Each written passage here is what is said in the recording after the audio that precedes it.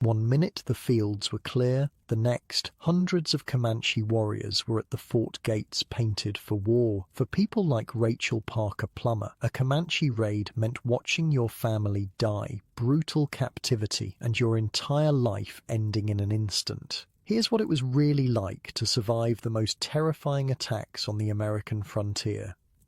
Real quick before we start, if you end up falling asleep to this, hit like so I know it worked, and if you want more of these, subscribe. Also, I actually read comments. Throw in where you're from and what time it is there. Last video had someone in Perth at 2 AM and someone in Oslo at midnight. Pretty wild. Okay, tonight it's Comanche raids on the American frontier, but wait, are you comfortable? No, really, check. Pillows, blankets, the whole deal. Where we're going, you'll want to be settled. The cool morning air hits your face as you open your eyes to darkness. It takes a moment for your vision to adjust to the dim light filtering through the cracks of rough-hewn logs. The hard cornhusk mattress crinkles beneath you as you shift, nothing like your soft memory foam bed you're lying in right now. Your back aches from sleeping on the hard surface. Another day at Parker's Fort in 1836 Texas, the rough wool blanket scratches against your skin as you push it aside. Everyone's still asleep. Your husband, your toddler son, your parents and siblings all tucked into the various corners of the cabin. Privacy is a luxury you don't have on the Texas frontier. Oh, rise and shine, you whisper to yourself. Rachel Parker Plummer, that's who you are. 17 years old, married with an 18-month-old son, and 3 months pregnant with another. And here you are, deep in Comanche territory. This morning is like any other, except it isn't. And deep down, you know it. You feel it too? Your mother whispers from across the room where she's already stoking the fire in the stone hearth. Something's not right today. The spring grass has grown tall outside the fort's walls, perfect for Comanche horses to graze during raids, and last night the moon was full, what settlers around here nervously call the Comanche moon. Two bad signs coming together. Let's back up a bit. This place you're calling home, it's barely a year old. Parker's Fort isn't some massive military stronghold like you might be picturing. It's basically a big wooden rectangle, about an acre in size, with 12-foot walls made of split logs jammed vertically into the ground. Inside are several simple log cabins where you and your extended family live. The fort has 2 entrances, one main gate at the front and a smaller one at the back. James Pratt, you get back here. You chase after your toddler son who's already up and darting around the cabin with the endless energy only small children possess. Your father-in-law, Elder John Parker, keep reassuring everyone that the local tribes have signed peace treaties. But your father, James Parker, isn't so sure. He's been extra watchful lately, especially with reports of Comanche raids on other settlements. You know what my daddy used to say about peace treaties with the Comanche, your Uncle Silas says at breakfast, spooning corn mush into his mouth. He said it's like making a deal with a tornado to go around your house. The fort's main room fills with nervous laughter. It's not really funny. Everyone knows the Comanche are the most feared warriors on the plains. Stories of their raids have been whispered around cooking fires for years. Enough scary talk, your mother says, looking at the children gathered around the table. Finish up, there's work to be done. After breakfast, most of the men head out to the fields. It's May 19th, and the corn needs tending. You watch your husband Luther shoulder his rifle and kiss you goodbye. Your father and several others follow him through the fort's gate into the fields that stretch out around the settlement. Be careful, you call after them, bouncing James Pratt on your hip. Always am, Luther calls back with a wink. Inside the fort, the day's chores begin. You help your mother with the washing, hauling water from the well, then hanging clothes to dry in the breeze. Little James Pratt plays in the dirt nearby, fascinated by a line of ants marching past the clothes line. Mind the scorpions, you warn him, keeping one eye on his wandering hands. Last month, one of the other children was stung, and the poor thing screamed for hours. Wait, did you hear something? You pause, water bucket in hand, listening. Nothing but the breeze through the oak trees. You're jumpy today, your aunt says, coming up beside you with another load of washing. Can't shake this feeling, you admit. She nods. I feel it too, but we've felt it before, and nothing's come of it. That's the thing about the frontier, you say, resuming your work. The day you stop worrying is the day you should worry most. By midday, the fort settles into its normal routine. Children run and play in the central yard. Women work on food preparation, mending, and other household tasks. The few men who stayed behind repair tools or tend to the animals in the small corral, all normal, all peaceful. But you can't shake that feeling. Every now and then, you glance up at the blockhouse, the small observation post built at the corner of the fort's walls. From there, you can see for miles across the rolling prairie, nothing but grass waving in the wind, no sign of danger, but still.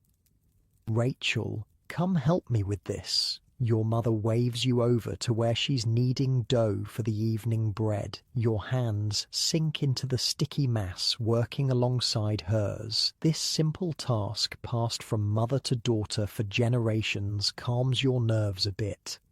Remember when we first came here? Your mother asks. You were so excited to have your own cabin with Luther.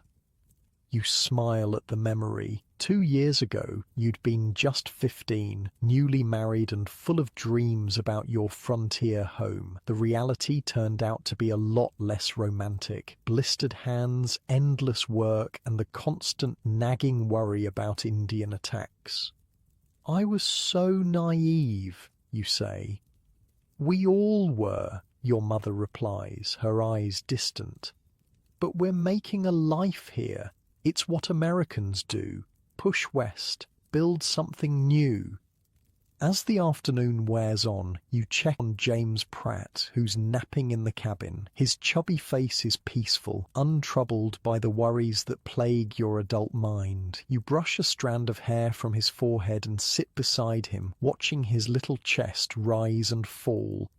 Beyond the fort walls, you hear the men returning from the fields, laughing and talking. The day's work is nearly done. Soon it will be supper, then evening prayers, then sleep. Another day survived on the frontier. But tonight, as you lie in bed listening to the night sounds, the chirp of crickets, the distant howl of wolves, the soft breathing of your family, you can't sleep. Something's coming. You can feel it. The full moon shines through the small window of your cabin, casting silver light across the floor. Comanche moon, the time when they like to raid. The spring grass has grown tall, perfect for their horses. The treaties have been quiet for too long. You roll over, pulling the rough blanket tight around your shoulders and stare at the cabin wall. Tomorrow, you decide. Tomorrow you'll convince Luther to take extra precautions, to keep his rifle closer, to watch the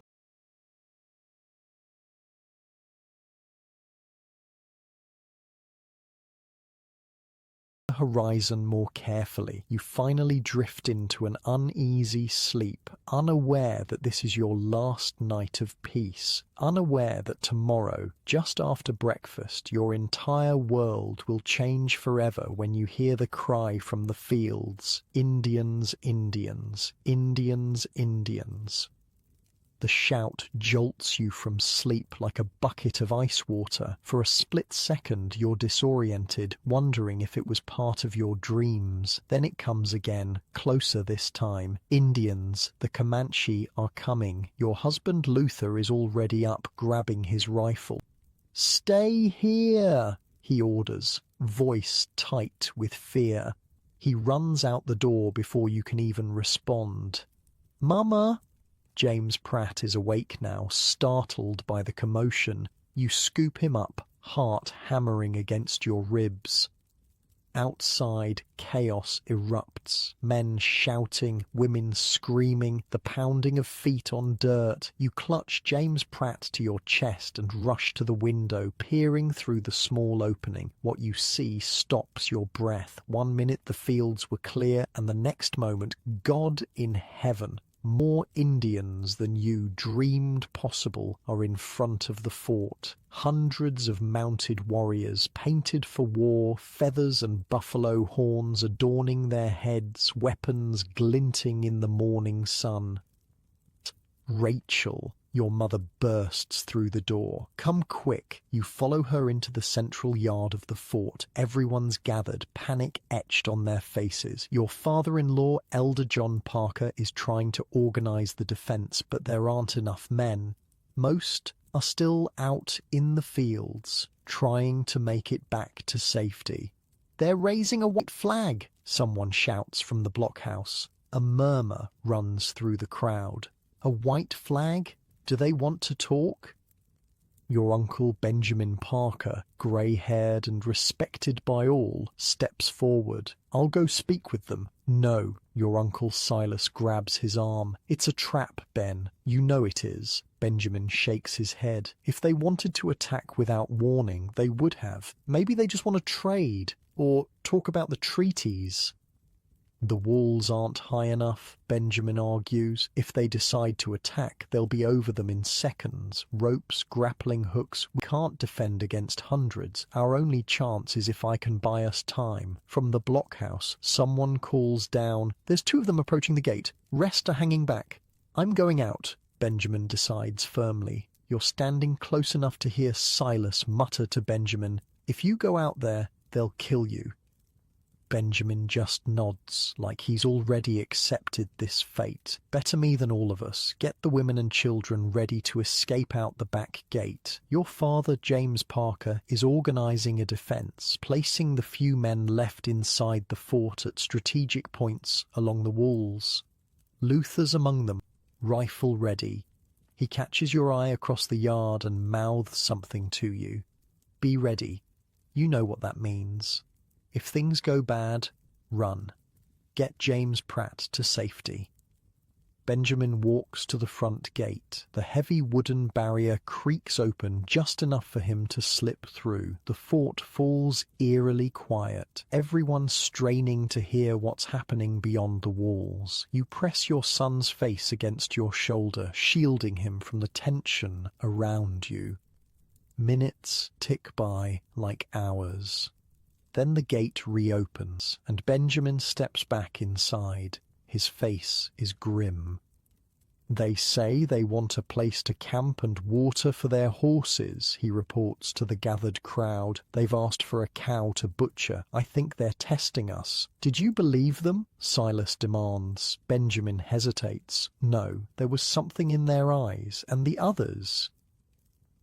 They were positioning themselves around the fort while we talked. How many? Your father asks.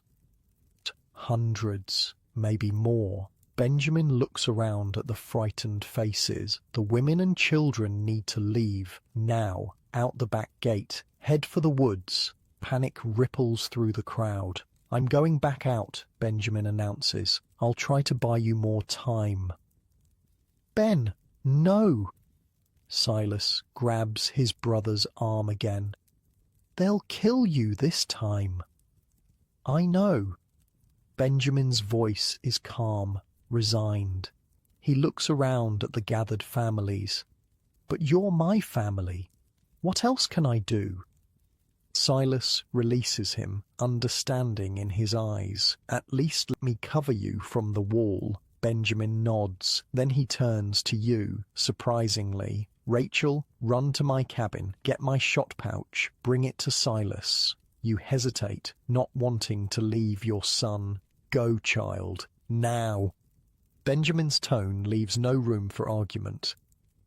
You pass James Pratt to your mother and sprint across the yard to Benjamin's cabin. Inside, you frantically search for the shop pouch, knocking things over in your haste. Finally, you spot it hanging by the door. You grab it and run back outside. The yard is even more chaotic now. Women are gathering children, collecting what few valuables they can carry. Men are distributing what weapons they have. You find Silas at the wall, rifle ready. "Here," you pant, handing him the pouch.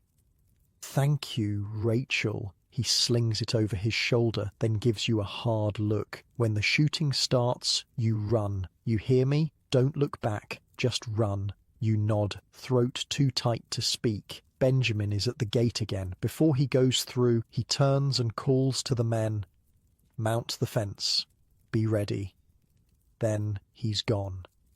You rush back to your mother, taking James Pratt from her arms. She's already packed a small bundle of essentials: food, a blanket, a knife. "Stay close to me," she whispers, gripping your arm. From your position, you can just see over the wall. Benjamin is approaching the Comanche leaders again, but something's different this time. The warriors are spreading out, surrounding him. "They're getting ready," Silas calls from his post. "Everyone, prepare." You clutch James Pratt tighter. His little body is warm against yours, his heart fluttering like a bird's. He doesn't understand what's happening, but he feels your fear.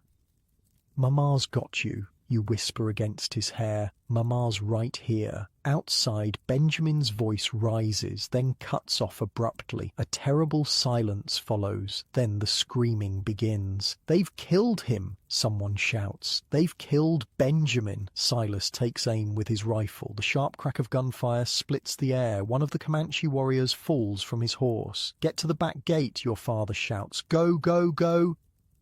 Your mother grabs your arm, pulling you toward the small gate at the rear of the fort. Other women and children are already streaming through it, disappearing into the woods beyond. War whoops fill the air, high-pitched and terrifying. The Comanche are attacking in full force now. Some are scaling the walls with ropes, others trying to break down the front gate. "Rachel, come on," your mother urges, tugging at your arm.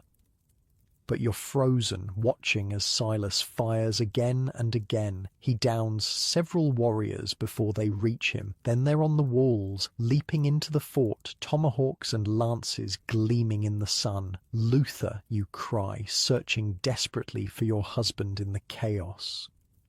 "He'll find us in the woods," your mother insists, dragging you toward the back gate. "We have to go now."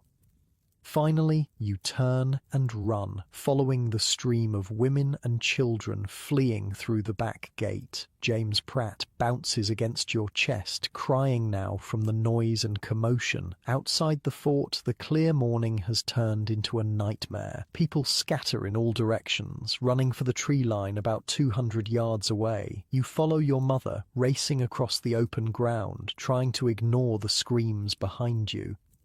Your lungs burn. The weight of James Pratt slows you down. Pregnancy makes your body awkward, clumsy. "Keep going," your mother calls over her shoulder. Suddenly, the thunder of hooves surrounds you. Comanche warriors on horseback circle the fleeing settlers, cutting off escape routes. They're whooping, laughing, treating the chase like a game. Oh God, they'd anticipated the escape. This was their plan all along. You see your cousin, young Cynthia Ann Parker, just ahead of you. At 9 years old, she's running as fast as her legs will carry her. A warrior swoops down, snatches her up like she weighs nothing, and throws her across his horse. "Rachel, this way." Your mother veers right toward a dense thicket. You follow, stumbling over uneven ground. James Pratt's weight pulls at your arms. Your breath comes in ragged gasps. Almost there, just a few more. Pain explodes in your back as something hits you hard, driving you to your knees. James Pratt tumbles from your arms, landing in the dirt with a cry. You scramble to reach him, but a shadow falls over you. Looking up, you see a Comanche warrior on horseback, his face painted in terrifying black and red streaks, his eyes cold as he stares down at you. He's holding a lance, the butt end of which he just used to knock you down. Your mother screams your name, but she's too far away now, being chased by warriors of her own. The Comanche dismounts in one fluid motion. He grabs James Pratt, who's wailing in terror. No, you lunge for your son, but the warrior kicks you back to the ground. You scramble up again, maternal instinct overriding fear. "Give me my baby." The warrior ignores you, tossing James Pratt to another Comanche on horseback. Your son disappears, his cry fading as the horse gallops away. No James. You try to run after them, but the warrior grabs you by your long red hair, yanking you backward. The pain is blinding. You fall again, dirt filling your mouth. Through tear-blurred eyes, you see other settlers still running, still being hunted. Some make it to the trees. Many don't. Rifle shots crack from the direction of the fort. The Comanche warriors duck instinctively, looking back. Is it help? Have neighbors heard the commotion and come to the rescue? Hope surges through you, quickly extinguished when you realize the shots are coming from inside the fort, the last defenders making their final stand. Your captor drags you by your hair toward his horse. You fight, clawing at his hand, kicking at his legs. He strikes you across the face, hard enough that stars burst behind your eyes. Dazed, you can't resist as he throws you onto his horse, belly down across the animal's back. The breath leaves your lungs in a whoosh. The horse moves and you're helpless, hanging like a sack of grain, watching the ground blur beneath you. More shots ring out, closer this time. Your captor wheels his horse around and you catch a glimpse of Silas outside the fort now, firing his rifle at the retreating Comanche. 4 warriors charge him. He shoots one, then another falls. Then they're on him. You squeeze your eyes shut, unable to watch. The horse gallops hard, jostling you painfully with each stride. You open your eyes again as the fort comes back into view. The scene is chaos, warriors swarming over the walls, smoke rising from buildings set ablaze. Bodies litter the ground. Is Luther among them? Your father? You can't tell from this distance through your tears. The rifle shots have stopped. The last defenders have fallen. Your captor reins his horse to a stop near the front gate. Other warriors gather around, some with captives like you. You recognize Elizabeth Kellogg, your aunt, looking as terrified as you feel. There's little John Parker, Cynthia Ann's brother, just 6 years old, crying silently. Cynthia Ann herself is oddly calm, staring wide-eyed at her captors with something like fascination. The warriors seem gentler with the children, letting them sit upright on the horses rather than dangling like you and Elizabeth. You strain to lift your head, searching for any sign of James Pratt. There, you spot him, being held by a Comanche woman on horseback. He's stopped crying, sucking his thumb as he always does when frightened. "James," you call out, voice breaking. "James Pratt." He turns at your voice, his little face lighting up. "Mama." The Comanche woman holding him says something sharp to your captor. He responds with a laugh, then slaps the rump of your horse, sending it forward into the fort. Inside, your worst nightmares have come to life. Bodies everywhere, blood soaking the ground. The cabins you called home ransacked, possessions scattered. And there, just inside the gate, lies Benjamin. His body is riddled with arrows, his scalp taken, leaving a red ruin where his grey hair had been. Each warrior that passes jabs another spear into his corpse, a show of contempt. You wretch, bile burning your throat. The warrior laughs at your distress. He reins his horse to a stop and roughly pulls you off, dropping you to the ground next to Benjamin's mutilated body. The fall knocks the wind from you again. You curl into yourself, trying to protect your unborn child, trying not to look at your uncle's remains. But your captor grabs your hair again, forcing you to look. He gestures from Benjamin to you, making his meaning clear, even without words. This is what happens to those who resist. You're frozen with terror, convinced your death is next. Instead, he binds your wrists with rawhide strips cutting into your skin. Then he leaves you there, going to join the others who are ransacking the fort. Blood trickles down your face from where he struck you. Your scalp burns where he pulled your hair. Your back throbs from the lance blow. But all you can think about is James Pratt, your baby, now in the hands of these people who just slaughtered your family. More shots ring out in the distance. Is it possible? Has help finally arrived? The Comanche warriors pause in their looting, listening. One shouts orders, and suddenly they're moving with purpose, gathering their plunder, mounting their horses. The warrior who captured you returns, grabbing your bound wrists and dragging you to your feet. He pulls you toward his horse. More gunfire, definitely closer. The warriors are hurrying now. Hope flares in your chest. If you can delay, if help arrives in time, your captor senses your resistance. He yanks you forward, then slaps you hard across the face when you stumble. Blood fills your mouth where your teeth cut into your cheek. He throws you over his horse again and mounts behind you. The animal moves beneath you, joining the exodus from the fort. As they ride out through the gates, you twist your head for one last look at what had been your home. Smoke rises from the cabins. Bodies lie where they fell. Everything your family built destroyed in less than an hour. The Comanche force regroups outside the fort. Warriors are counting their spoils. Horses taken from the corral, weapons stripped from the dead, food and supplies from the cabins. And captives. You count 5. Yourself, Elizabeth, Cynthia Ann, John, and James Pratt. He's still with the Comanche woman, reaching for you when he sees you. Mama, mama. You try to call back, but your captor cuffs you on the ear, a warning to be silent. Rifle fire again, this time close enough that you can hear shouts accompanying the shots. The warriors respond instantly, forming into groups, ready to flee in different directions. To your horror, you realize what's about to happen. They're splitting up, taking different routes to confuse pursuers, which means, no, no, please. You twist, trying to see where James Pratt is going. The woman holding him is riding with a different group, already moving away. Your captor holds you firmly as his horse breaks into a gallop. You strain against his grip, watching over his shoulder as your son disappears from view.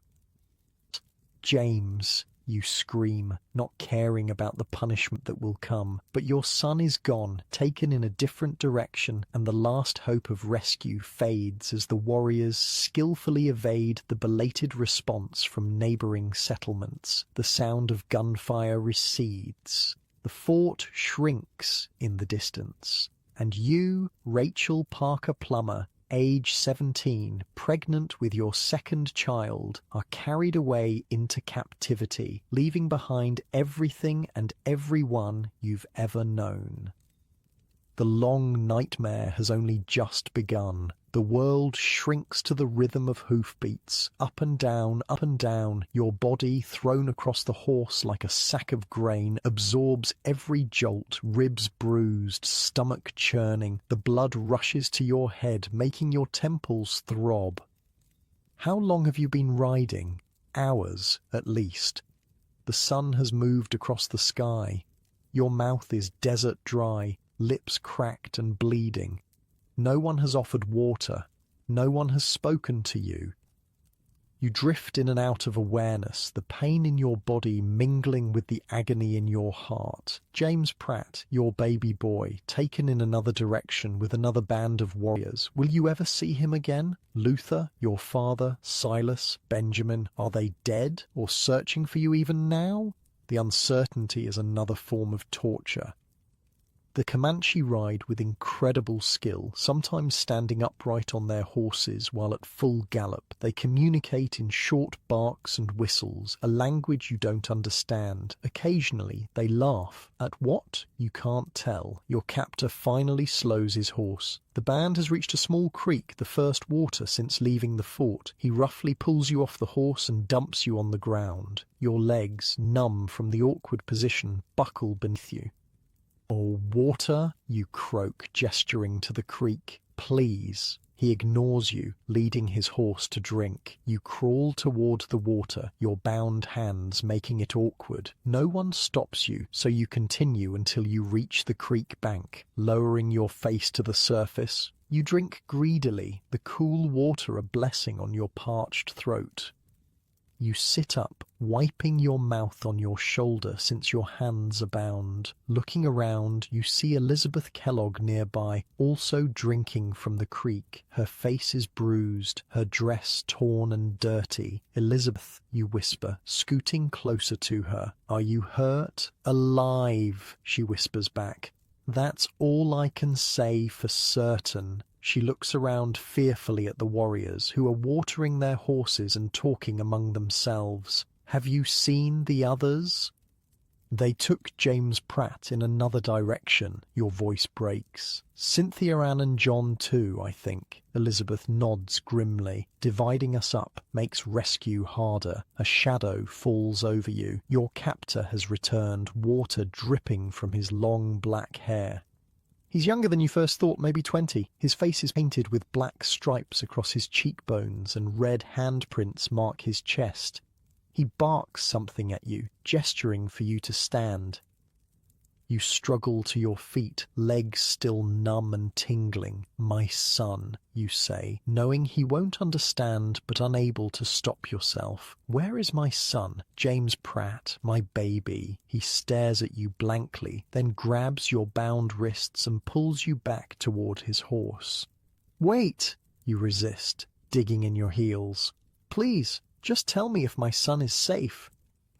His response is a sharp slap that sends you reeling. Before you can recover, he tosses you back onto his horse and mounts behind you. The brief rest is over. The band moves on, traveling at the same punishing pace. You try to keep track of directions, landmarks, anything that might help if you get a chance to escape. But the terrain is unfamiliar. Rolling hills giving way to flatter plains, stands of oak and elm trees along creek beds, tall grass bending in the wind.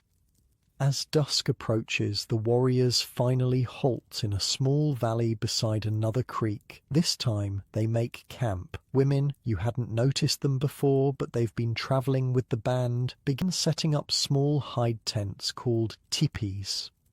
Your captor pulls you off his horse and pushes you toward the women. One of them, older than the rest with grey streaks in her long hair, grabs your arm and pulls you toward a teepee. Inside, she points to a pile of skins on the ground, your bed apparently, and hands you a strip of dried meat. You're too thirsty to eat. "Water?" you mime drinking. She leaves and returns with a skin bag of water. You drink deeply, then nibble at the meat. It's tough and gamey, like nothing you've tasted before, but hunger overrides disgust. The woman watches you with obvious disdain. She says something that sounds like a command, pointing to a stack of wood near the central fire pit. You understand. They expect you to work. Captive doesn't mean guest. Setting down the food, you move to gather the wood, arranging it in the pit as you would at home. The woman nods, approving your work if not your presence. Night falls quickly. Outside you hear the warriors talking, celebrating their successful raid. Sometimes laughter erupts, and you wonder what trophies they're showing each other.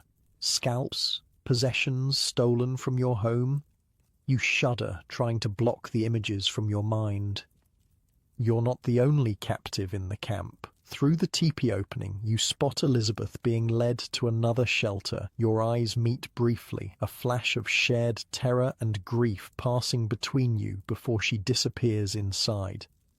"How many days will you travel?" Where are they taking you? Will anyone be able to follow your trail? Questions circle in your exhausted mind as you curl up on the pile of skins. Your body aches, your wrists are raw from the bindings, your heart is a hollow cave where hope used to live. Sleep won't come. Every sound startles you, the crackle of the fire, the stamp of horses outside, the murmur of voices in a language you don't understand. The old woman sleeps across the fire from you, her breathing deep and regular. Your captor doesn't come to the teepee. Perhaps he sleeps elsewhere or stands guard, or perhaps he doesn't fear you'll escape. Where would you go, alone in unknown territory, pregnant and unarmed? Dawn breaks too soon. Camp stirs to life around you. The old woman kicks your foot to wake you, though you've barely slept. She points to a stack of hides and grunts something. More work. You rise stiffly, your body protesting every movement. Your pregnancy makes itself known with a wave of nausea. You swallow hard, fighting it down. Showing weakness won't help you survive. Over the next few hours, you learn your first lessons in Comanche life. The women do all the work. Setting up and taking down camp, preparing food, tanning hides, making clothes and moccasins. The men hunt and raid and fight, and captives, they do the worst jobs of all. The old woman, your new mistress, you realize, puts you to work immediately, scraping a fresh buffalo hide with a bone tool. The work is hard, the hide heavy and awkward. When you slow down, she strikes you with a stick. When you stop to rest, she strikes harder. I'm pregnant, you try to explain, gesturing to your belly. With child. She either doesn't understand or doesn't care. The stick comes down again. By midday, your hands are blistered and raw. The smell of the fresh hide makes your nausea worse, but you keep working. Survival means obedience, at least for now. The warriors are preparing to move on. Teepees come down. Horses are gathered. In less than an hour, the entire camp is packed and mounted, ready to travel. This time, you don't ride with your captor. Instead, you're made to walk beside the old woman's horse, holding onto a rope tied to the saddle. If you fall behind, the rope yanks painfully at your wrists. If you stumble, no one stops. The first mile isn't so bad. The second is harder. By the third, your legs shake with every step. By the fifth, you're moving on pure determination. The 6th mile nearly breaks you, but somehow you keep going. Hours pass. The sun climbs high, then begins its descent. Still, you walk. Elizabeth, you gasp when you spot her in the line of horses and captives. She too is walking, tied to another woman's horse. Stay strong, she whispers as she passes. They're watching to see who breaks. You nod, gathering what little strength remains. You won't break. Not today. Not while your son is out there somewhere, needing his mother. The band travels until dusk again, covering what must be 20 miles or more. When they finally stop to camp, you collapse on the ground, unable to move. The old woman kicks you, ordering you up to help with the teepee. When you can't rise, she kicks again, harder. Suddenly your captor is there saying something sharp to the old woman. She argues back, gesturing angrily at you. He cuts her off with a raised hand, then bends down to examine you. You flinch away from his touch, expecting another blow. Instead, he lifts your chin, looking at your face, your eyes. Whatever he sees there must concern him, because he barks an order to a nearby boy who runs off and returns with a water skin. The warrior holds it to your lips. You drink gratefully, the water bringing you back from the edge of delirium. When you've had enough, he hands you a piece of pemmican, a mixture of dried meat, fat, and berries pounded together. The rich food revives you further. He says something else to the old woman, who responds with obvious displeasure but stops trying to make you work. Instead, she sets up the teepee herself, muttering the whole time. You don't understand this small mercy from your captor. Is it genuine concern or merely protecting his property? Either way, you're grateful for the respite. That night, you sleep deeply, your body too exhausted to maintain vigilance. In the morning, your captor examines you again, checking your feet, your face. You're painfully sunburned, your fair skin unaccustomed to hours of direct exposure. Your feet are blistered and bleeding through your thin house shoes, never meant for walking such distances. He disappears and returns with something in his hands, moccasins made of soft deer hide. He drops them beside you, then points to your feet. A gift, or just ensuring you can keep up today? You slip them on gratefully. They fit surprisingly well, the soft leather cushioning your ravaged feet. When you stand, the pain is still there, but muted, survivable. "Thank you," you say, the words awkward in this place of enemies. He doesn't respond, already turning away to prepare for the day's journey. The pattern repeats over the next several days. Travel from dawn until dusk. Make camp, work until you drop. Sleep, rise, and do it all again. Sometimes you ride, strapped to a travois, a frame of poles dragged behind a horse. Sometimes you walk. Always you move northwest, deeper into Comanche territory. You learn to find small mercies, a sip of clean water, a moment of rest in the shade, the absence of a beating. You learn to hide your tears, to swallow your protests. You learn that survival means becoming someone else, someone harder, someone who doesn't think too much about what she's lost. Elizabeth is your lifeline. Whenever your paths cross in camp, you exchange quick whispers of encouragement. Stay alive. Don't give up. Help will come. Whether either of you believes these things doesn't matter. The words themselves are a comfort. You have no idea how far you've travelled. 50 miles? 100? The landscape has changed, becoming drier, more rugged. Water is scarcer, the creeks smaller and farther apart. Game is plentiful. Buffalo in the distance, deer in the wooded areas, rabbits in the grass. The warriors hunt daily, bringing in fresh meat that the women prepare. You begin to pick up words in their language. Water is pa. Fire is kutsu, horse is puku. You learn that your captor's name sounds like walking wolf, though you're not sure if that's a direct translation or just what it sounds like to your ears. The old woman remains harsh, working you until you can barely stand, but sometimes, when the men aren't looking, she shows you how to do things the Comanche way, how to prepare a hide properly, how to tell which plants are edible, how to move silently through the grass.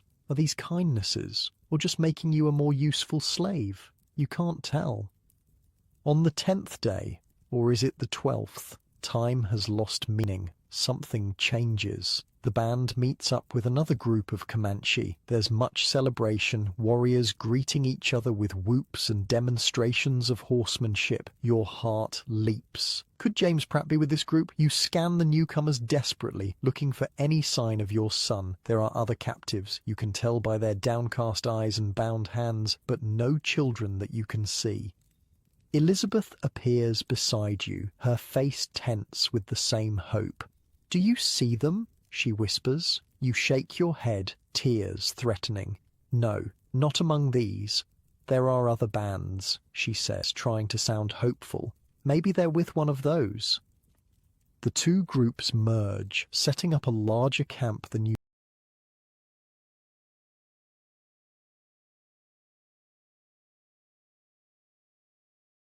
seen so far. That night there's a feast and celebration. The warriors dance around a great fire, reenacting their successful raids. You and Elizabeth sit at the edge of the circle, guarded by the old woman who rarely lets you out of her sight. "I'm going to escape," Elizabeth whispers, her mouth barely moving. "Tonight, while they're distracted." Your heart pounds. "Where will you go?" "East. Always east. That's where home is." "They'll catch you," you warn, "and kill you. Better that than what awaits us wherever they're taking us." Elizabeth's eyes are hard, determined. Come with me, Rachel. For a moment, you're tempted, so tempted, but then your hand goes to your belly, to the child growing there. And you think of James Pratt, somewhere out there with another band. If you escape and make it home, how will you ever find him? I can't, you say finally. My children. Elizabeth nods, understanding in her eyes. If I make it back, I'll tell them where to look for you. East of the sunset, you say. That's all I know. It's enough. They'll find you, Rachel. Your father won't stop looking. You squeeze her hand quickly, then release it as a warrior glances your way. Be careful. The celebration continues late into the night. Warriors drink a fermented beverage that makes them louder, wilder. They recount their exploits, counting coup, touching enemies without killing them, a sign of bravery, and displaying trophies. You try not to look, but can't help seeing scalps hanging from belts, personal items taken from settlers. Is that Luther's knife? Your father's tobacco pouch? You close your eyes, blocking out the sights, the sounds. The old woman eventually takes you back to her teepee, securing you to a center pole with a rawhide rope. She's learned not to trust you unbound at night. Before she settles down to sleep, she checks the knots, making sure you can't slip free. You lie awake, listening to the sounds of the camp gradually quieting as the celebration winds down. Will Elizabeth make it? What will they do when they discover she's gone? Morning brings your answer. The camp erupts in angry shouts. Warriors mount their horses, riding out in all directions. The women gather, talking rapidly, pointing. Elizabeth is gone. Your heart soars for her, even as fear settles in your stomach. They'll punish you for her escape. Assume you knew about it, which of course you did. Walking Wolf strides into the teepee, his face thunderous. He grabs you by the hair, dragging you outside. Other warriors gather around as he throws you to the ground. Where? He demands in broken English, the first word you've heard him speak in your language. Where she go? You shake your head, feigning ignorance. I don't know. I was asleep. He slaps you hard, splitting your lip. Lie, you know? The gathered warriors mutter angrily. One steps forward with a knife, making his intentions clear. They'll torture you for information. You close your eyes, preparing for pain. At least Elizabeth has a chance. At least one of you might make it home. A commotion at the edge of camp interrupts the interrogation. Warriors ride in, dragging something behind them. No, someone. Elizabeth. They didn't even have to track her. A neighbouring band of Comanches spotted her just after sunrise, wandering alone on the prairie, and brought her back. They throw her at Walking Wolf's feet. She's barely conscious, her face bloody, one eye swollen shut. They've already beaten her severely for her escape attempt. Walking Wolf looks from Elizabeth to you, understanding dawning in his eyes. He knows you were in on it, but with Elizabeth recaptured, his anger seems to cool. He barks orders to the other warriors who drag Elizabeth away. You never see her again. Later, you learn that Elizabeth was traded to another band the very same day, ensuring the two of you would have no further chances to plot escape together. It's a pattern you'll come to recognize. Captives are frequently separated, traded between bands to prevent exactly what you and Elizabeth attempted. That night, alone in the old woman's teepee, you allow yourself a brief moment of despair. Elizabeth is gone, James Pratt is gone, you are utterly alone among your enemies.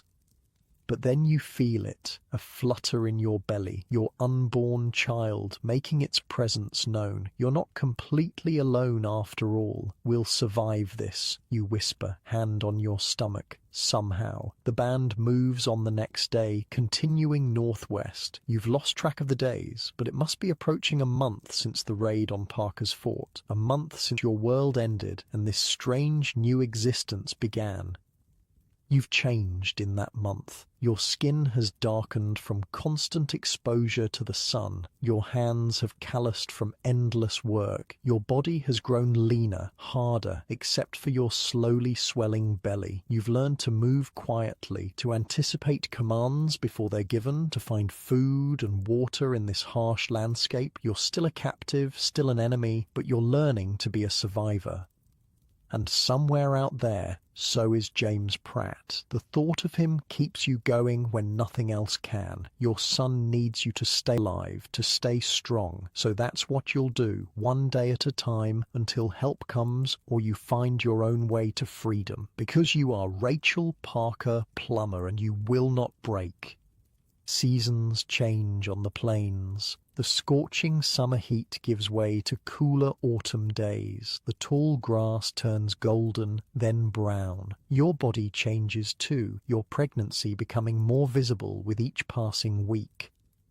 You've lost track of time. 3 months? 4? It's hard to be certain. The Comanche don't mark time the way white settlers do. There are no Sundays, no church bells, no calendars. There is only the rhythm of the band's movement, following game and water, setting up camp only to break it down again days or weeks later.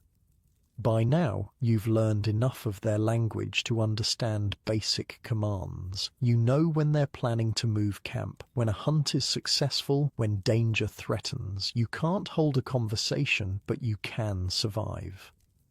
The old woman, Nahima, you've learned to call her, has become your constant companion, though not by choice. You belong to her son, Walking Wolf, but she oversees your daily life. She works you hard, expecting perfection in tasks you've only just learned. But there's a grudging respect growing between you. Sometimes when you master a particularly difficult skill, you catch a glimmer of approval in her weathered face.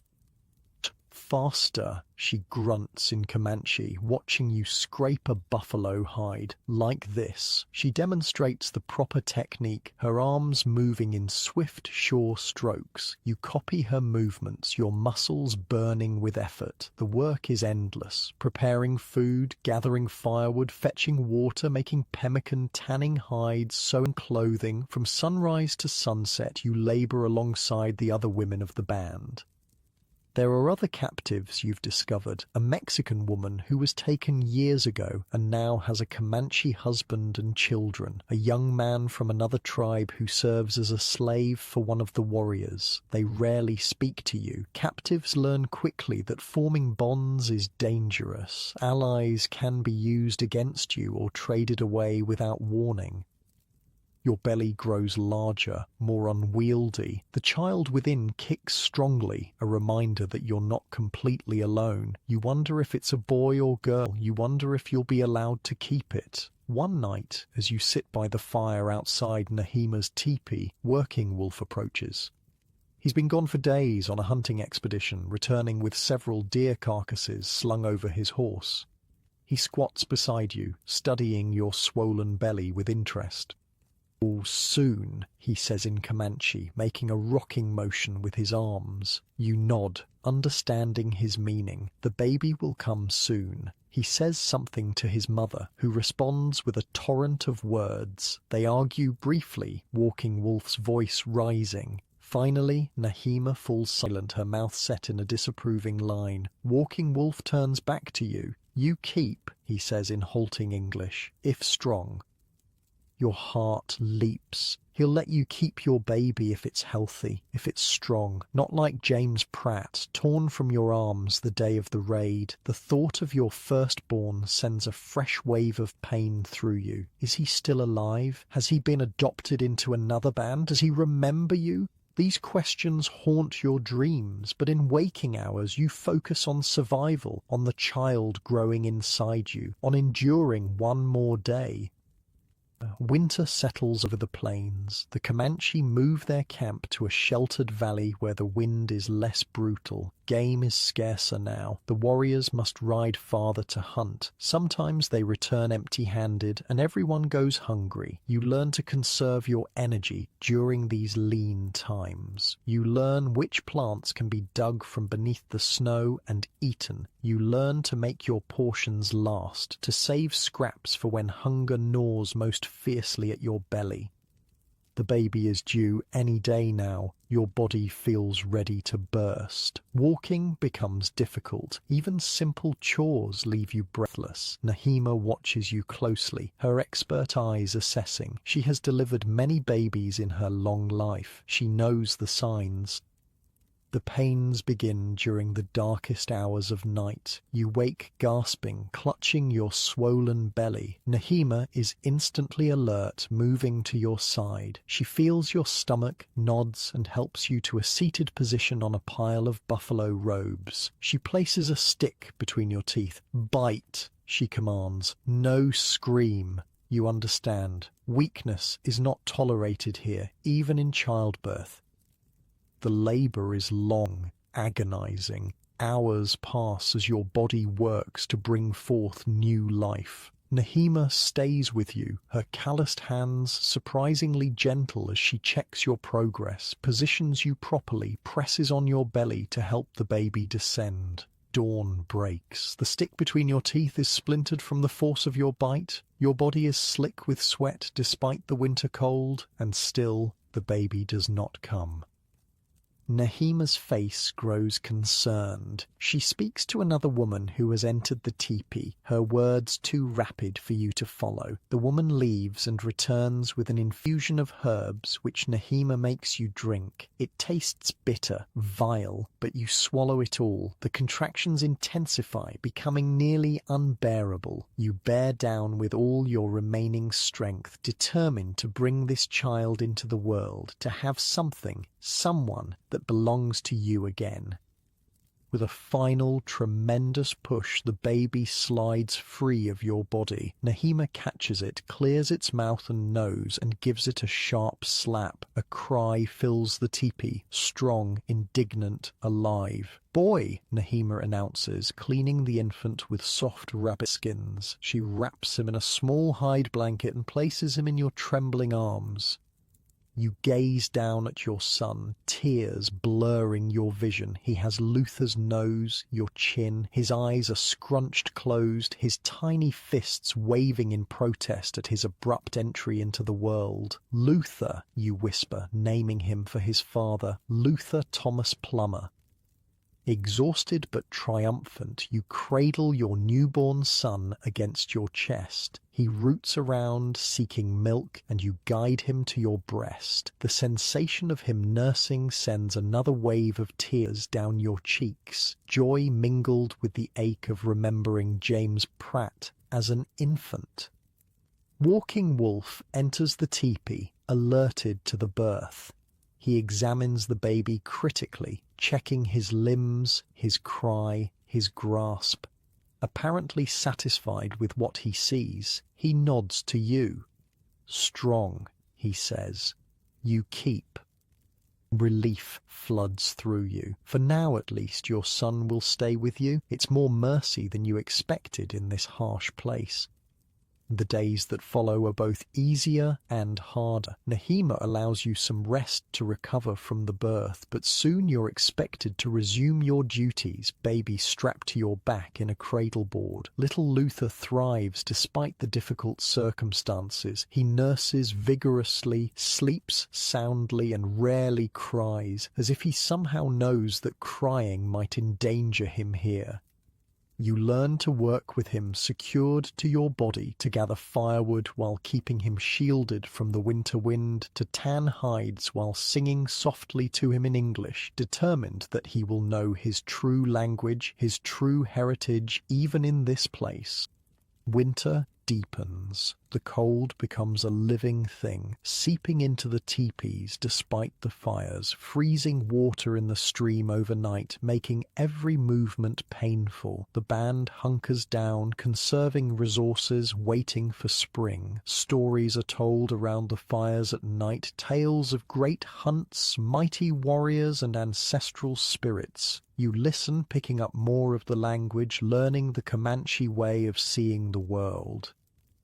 You notice something strange as the weeks pass. The other women begin to include you in their conversations, teaching you words, showing you better ways to perform your tasks. Children who once threw stones at you now watch curiously as you care for little Luther. Even Nahima seems to regard you differently, less as property, more as a woman who has earned a measure of respect by bringing new life into the band and facing hardship without breaking.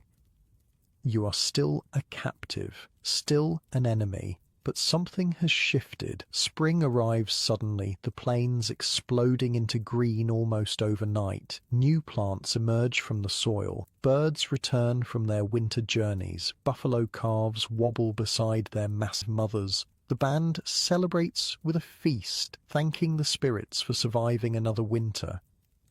Little Luther is growing quickly, his dark eyes alert, taking in everything around him. At 4 months old, he can roll over, grab at objects, and recognize your voice instantly. You speak to him constantly in English when others aren't near, telling him stories about his father, his brother James Pratt, the home he's never known. Someday, you whisper to him at night, "We'll go home, I promise." But as spring ripens into summer, you begin to wonder where home is now. Parker's fort is destroyed. Your husband and father may be dead. James Pratt is lost to you. The world you knew seems as distant as the stars. The band moves frequently now, following the buffalo herds. You've become adept at quickly breaking down and setting up the teepee, packing and unpacking your few possessions. Your body has grown lean and strong from constant work and travel. You can ride bareback now, little Luther secured to your body with strips of hide. You can identify edible plants, track game, start a fire with flint, skills you never imagined needing as a settler's wife. One day, as the band makes camp near a shallow river, Walking Wolf approaches you. He's been watching you more closely lately, evaluating something. You've learned to be wary of his attention. "Come," he says, gesturing for you to follow. Securing Luther to your back, you obey, following Walking Wolf to where several warriors are gathered around a fresh deer carcass. To your surprise, he hands you a knife. A good one, metal, probably taken from a settler during a raid. "Show," he commands. You understand what he wants. A test of your skills, your usefulness. Taking the knife, you kneel beside the deer. With practiced movements, you begin to skin and butcher it, just as you've watched the Comanche women do dozens of times. Your cuts are clean, efficient, wasting nothing. You separate meat from organs, set aside the hide for tanning, preserve what can be saved for tools or containers. Walking Wolf watches your work with approval. When you finish, he nods and says something to the other warriors. There are murmurs of agreement. That night, something unexpected happens. Rather than eating apart from the others as captives do, you're invited to join the main fire. Nahima places a choice portion of deer meat on a piece of hide and hands it to you. The significance isn't lost on you. It's the kind of portion usually reserved for valued members of the band. You've passed some threshold, crossed some invisible line. You're still not one of them, never that. But you're more than just a slave now. You've earned a place, however tenuous. Weeks pass. Little Luther grows ever stronger. He's starting to sit up on his own, to babble sounds that aren't quite words. The band continues its nomadic existence, following game and water across the vast plains. You learn more of their language every day, enough now to understand conversations, to participate in simple exchanges, and then, one hot summer day, everything changes again. The band has made camp near a large creek, the water cool and refreshing after days of travel under the burning sun. You're at the water's edge, washing hides while Luther plays on a blanket nearby when Nahima approaches. Her face is grave, her eyes avoiding yours. "Come," she says, taking Luther from the blankets. "Walking Wolf wants you." A chill runs through you despite the heat. something's wrong. You follow Nahima back to camp, fear building with each step. Walking Wolf is waiting outside his teepee. Beside him stands another warrior, older, more elaborately dressed, clearly important within the band. They're deep in conversation, but fall silent when they see you approach. Walking Wolf gestures for you to stand before them. The older warrior circles you slowly, examining you as one might examine a horse for purchase, and then you understand you're being sold. No, you say, the word escaping before you can stop it. You look desperately from Walking Wolf to Nahima, who still holds Luther. Please, my son. Walking Wolf's face is impassive. The negotiation has already taken place. The decision is made. You go, he says in English, with broken lance. He points to the older warrior. My baby, you plead. Luther comes with me. Walking Wolf shakes his head. Boy stays with us.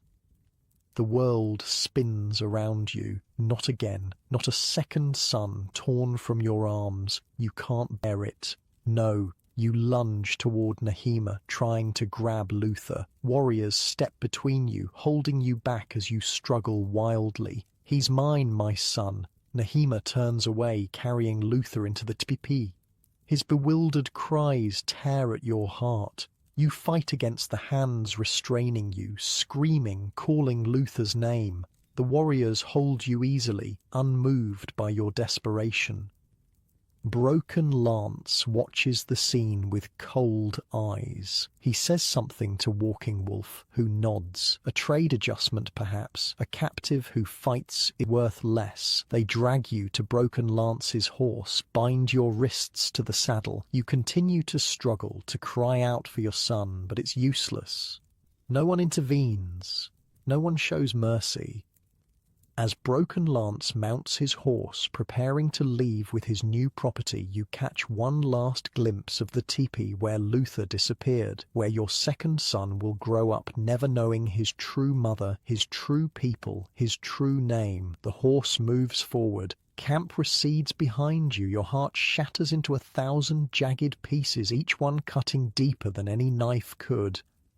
This, you think numbly, is what it means to be a captive on the frontier. This is what it means to survive a Comanche raid. You live, but everything that makes life worth living is stripped away, piece by piece, child by child. But even in this darkest moment, something inside you refuses to surrender completely. A spark remains, buried beneath grief and rage, a voice that whispers, "Stay alive. Endure, find a way." Because as long as you draw breath, there's a chance, however small, that you might see your sons again, that you might reclaim what was taken, that you might someday find your way home. It's this spark, this stubborn refusal to break, that has kept countless captives going through unimaginable hardships on the American frontier. It's what will sustain you in the days, weeks, months ahead as you adapt to yet another captor, another band, another existence. The horse carries you away from all you've come to know over the past year, toward an unknown future with Broken Lance's people. You don't know where they're camped, what new hardships await you there, what purpose he has in mind for his new captive. But you are Rachel Parker Plummer. You've survived the raid, the forced march, the birth, the winter, and somehow you'll survive this too. Even as tears stream down your face, even as your heart bleeds for the son left behind, you begin to plan, to watch, to learn. This is not the end of your story. Not yet. Broken Lance's band camps 3 days' ride from Walking Wolf's people, 3 days of silent travel through rolling plains. The summer sun beating down mercilessly. 3 days of grief so profound you feel hollow, as if someone has scooped out your insides and left nothing but an empty shell. Your second son gone, just like your first. Broken Lance rarely speaks to you. He's older than Walking Wolf, perhaps 50, with deep lines etched around his eyes and a scar that runs from his temple to his jaw. His status in the new band is immediately apparent from how others defer to him, step aside when he passes. You've traded up in value, it seems, from an ordinary warrior's captive to the property of a chief.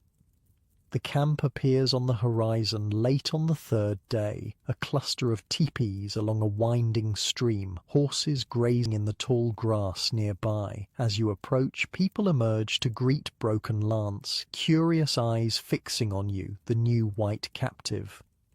A woman steps forward, middle-aged, wearing an elaborately beaded dress, her black hair streaked with grey. From the way she carries herself, from how Broken Lance greets her with a nod of respect, you guess she's his wife. She examines you with cool assessment, noting your worn dress, your bound hands, the dried tears on your cheeks. She says something to Broken Lance, who responds briefly. Then she approaches you, cutting the bindings on your wrists. "I am Stone Flower," she says in clear, if accented English. "You belong to me now." The surprise must show on your face. She smiles thinly. "Yes, I speak your tongue. I lived among your people as a girl." She doesn't elaborate on how or why. It will make things easier. Easier for whom? You wonder. "Come," she commands, turning toward the largest teepee. "You need water and food, then we talk." You follow her, legs stiff from the long ride. The camp is similar to Walking Wolf's in layout, but larger, with perhaps 30 teepees arranged in a rough circle. Children pause in their play to stare at you. Women look up from their work, whisper to each other. Inside Stone Flower's teepee, she hands you a water skin and points to a pile of furs where you can sit. You drink deeply, then accept the pemmican she offers. Your stomach has been empty for too long to refuse food, even in your grief. Stone Flower seats herself across from you, studying your face. "They took your child," she says bluntly. You flinch, then nod, surprised that she knows. It happens. The strong survive. Her voice is matter-of-fact, without compassion. "I lost 2 sons to Ute raiders. They were older than yours, old enough to scream my name as they were dragged away. Is this meant to be comfort, to tell you others have suffered worse? If so, it fails. Now," she continues, "you will work for me. Cook, clean, tan hides. Do as I say without complaint, and your life will be tolerable. Disobey, and it will not." She leans forward, her dark eyes hard. "Understand?" You nod again, not trusting your voice. "Good. Tonight you rest. Tomorrow you work." She shows you a small section of the teepee that will be yours, a space barely large enough for you to lie down, separated from the main area by a hide partition. It's more privacy than you had with Nahima, at least. That night, alone on your thin pallet of furs, you finally allow yourself to weep openly for your lost sons. The grief comes in waves, threatening to drown you. You press your face into the furs to muffle your sobs, mindful of Stone Flower and Broken Lance sleeping on the other side of the partition. Morning comes too soon. Stone Flower rouses you at first light, handing you a wooden bowl filled with a corn and bean mixture. You eat quickly, then follow her outside to begin your new routine.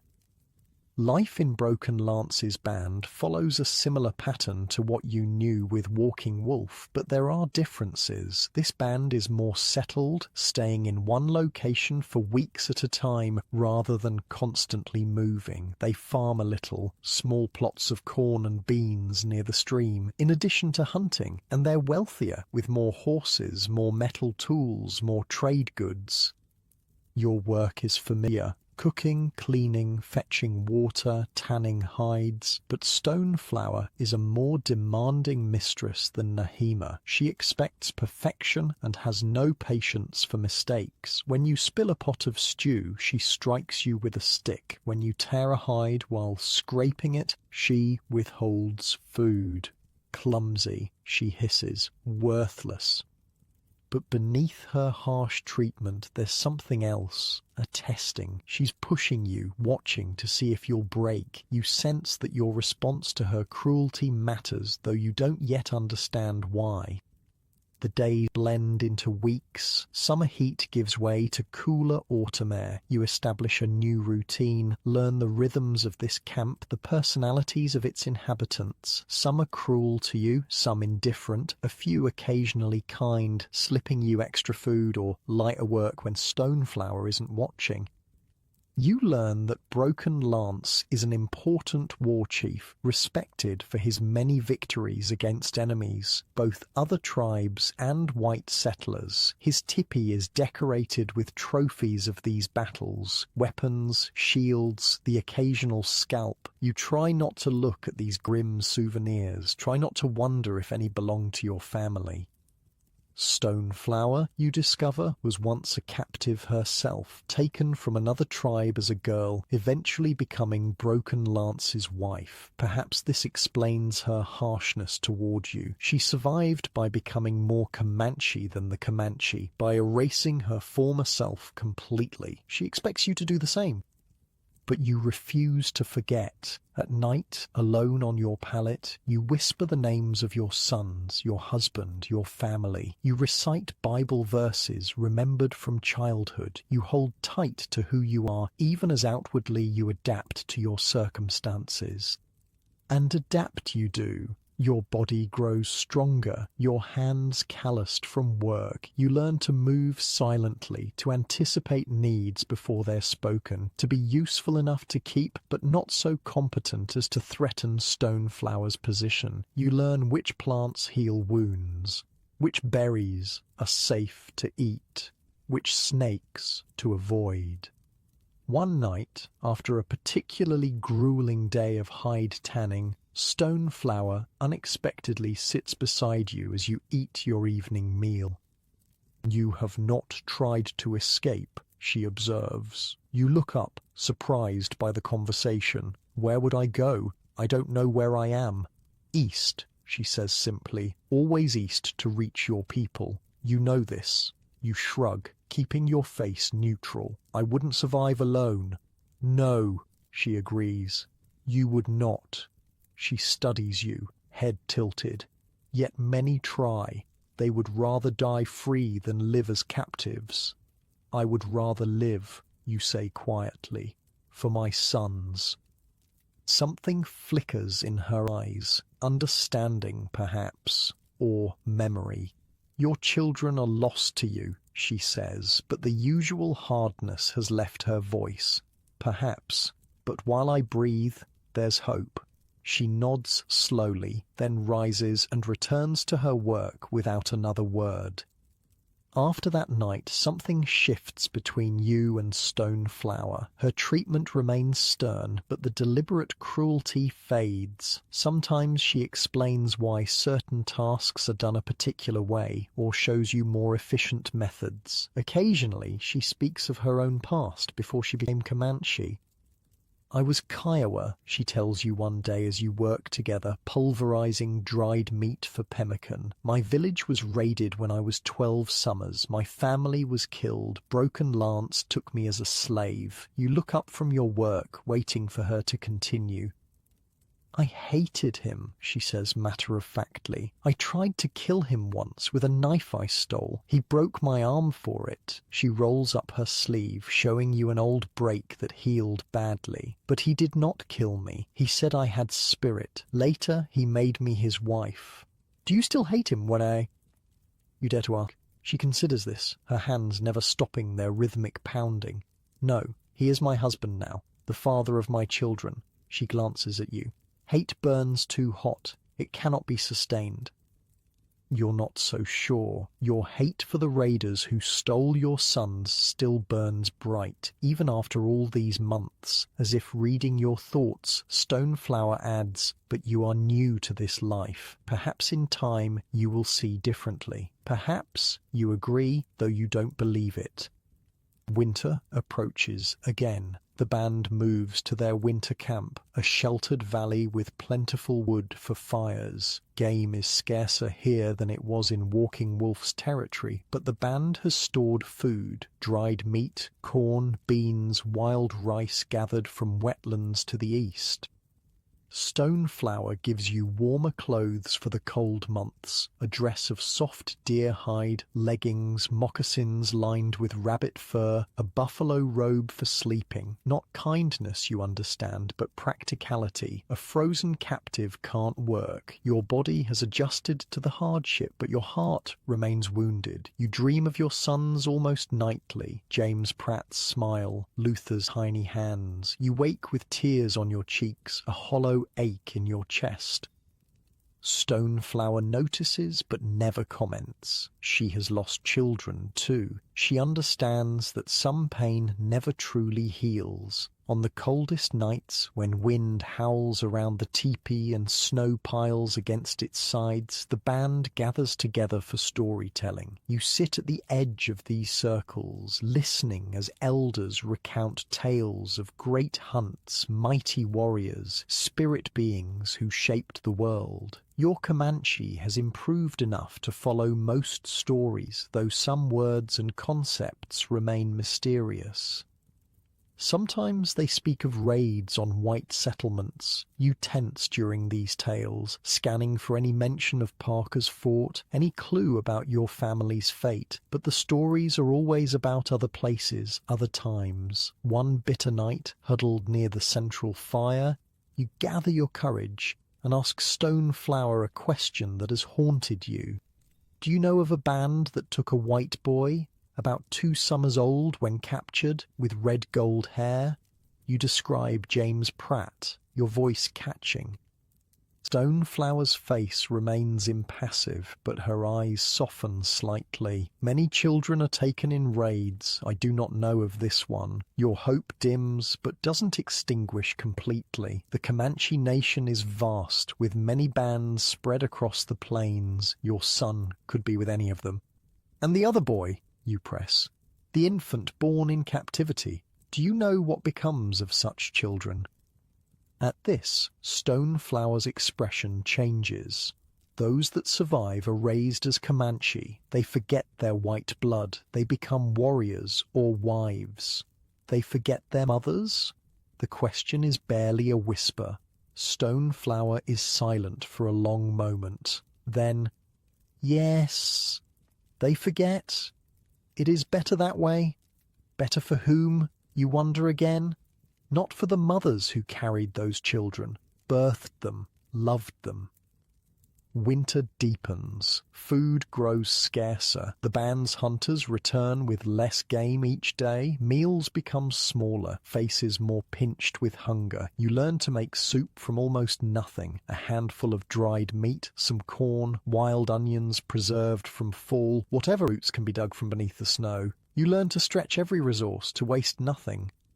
One morning, returning from breaking ice on the stream to fetch water, you hear commotion in camp. Riders are approaching, not Comanche, from the reaction of the lookouts. Everyone scrambles for weapons. Children are hustled into teepees, horses gathered closer to camp.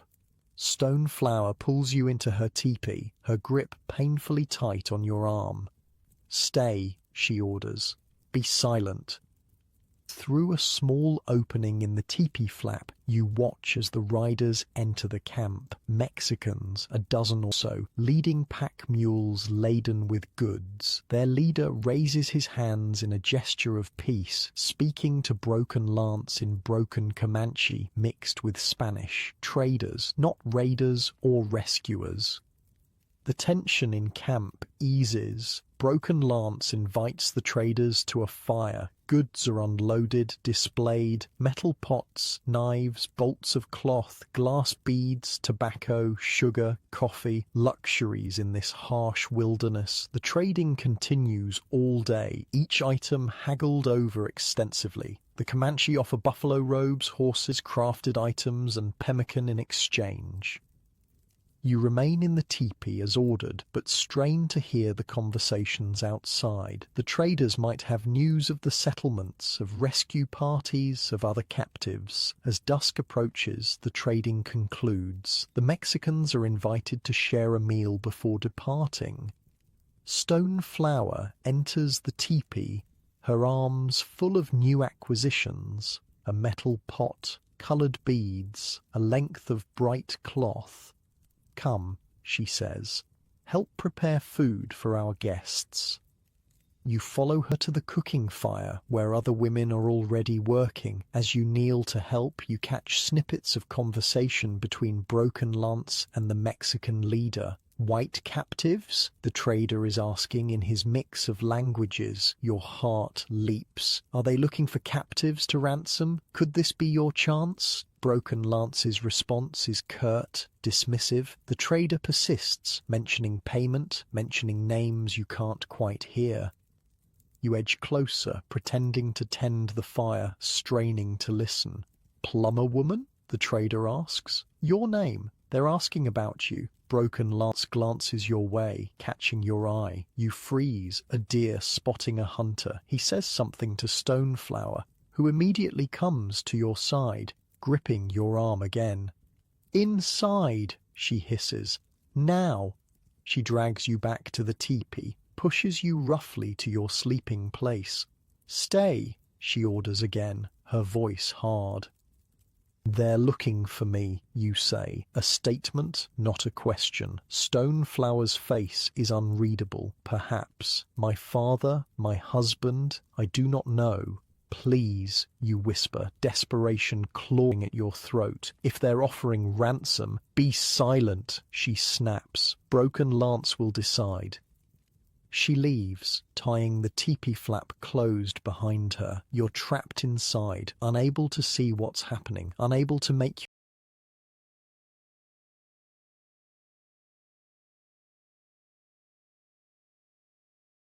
yourself known to the traders. Frustration builds within you, threatening to explode into screams. You pace the small space, ears straining for any sound. Voices rise and fall outside, but you can't make out words. Time stretches endlessly. Finally, after what seems like hours, Stoneflower returns. Her expression tells you everything before she speaks.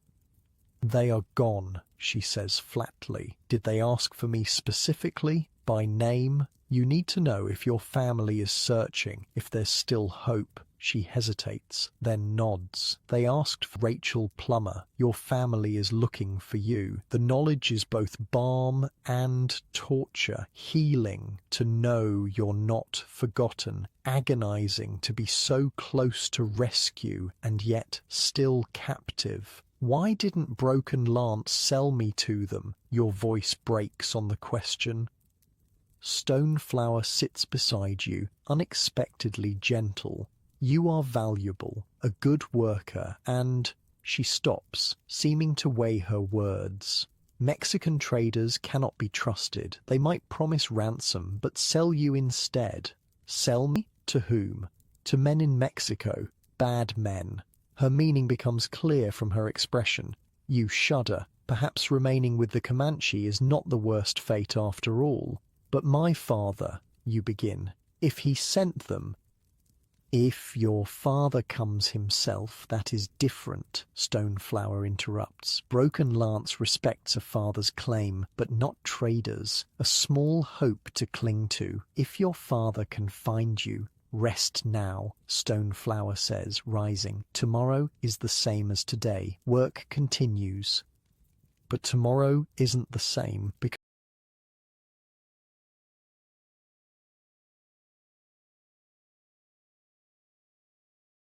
now you know with certainty that you haven't been forgotten, that someone is looking for you. The knowledge sustains you through the remainder of winter, through days of hunger and cold, through nights of loneliness and grief.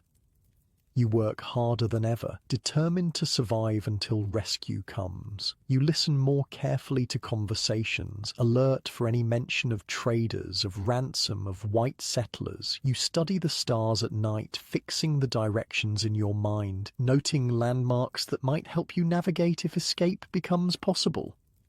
Spring arrives gradually, snow melting, new green appearing on the plains. The band prepares to leave their winter camp, heading north to follow the buffalo herds. You help pack the teepees, load the travois, secure the children for travel. As you're working, Broken Lance approaches. He rarely speaks to you directly, preferring to issue commands through Stoneflower. His sudden presence makes you nervous.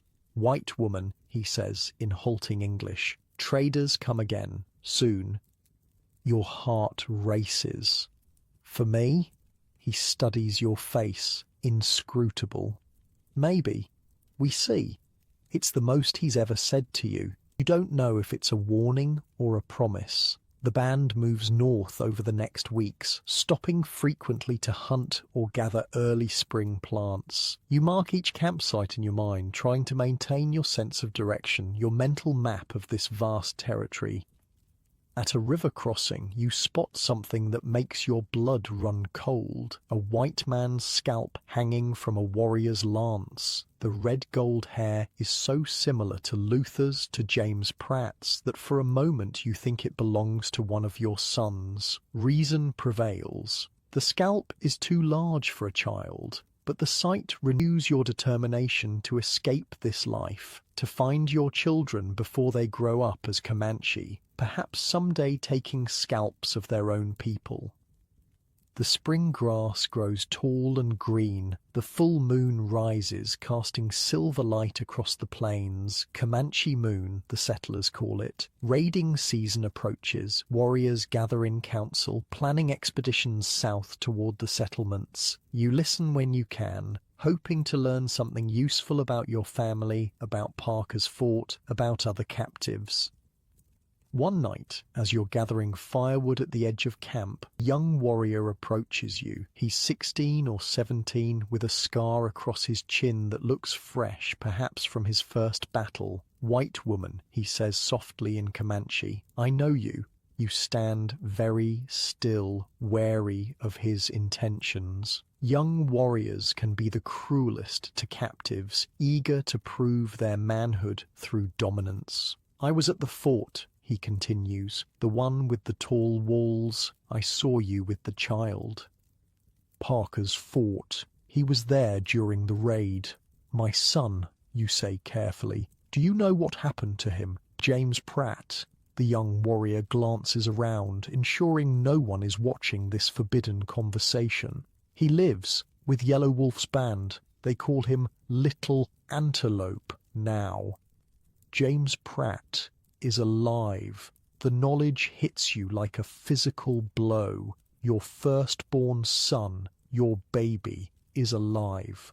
"Where?" you ask urgently. "Where is Yellow Wolf's band?" "Oh, south, near the big water," he gestures vaguely. 3, maybe 4 days' ride. "And my second son, the baby born in captivity, Luther?" The young warrior shakes his head. "I do not know this one. It's still something more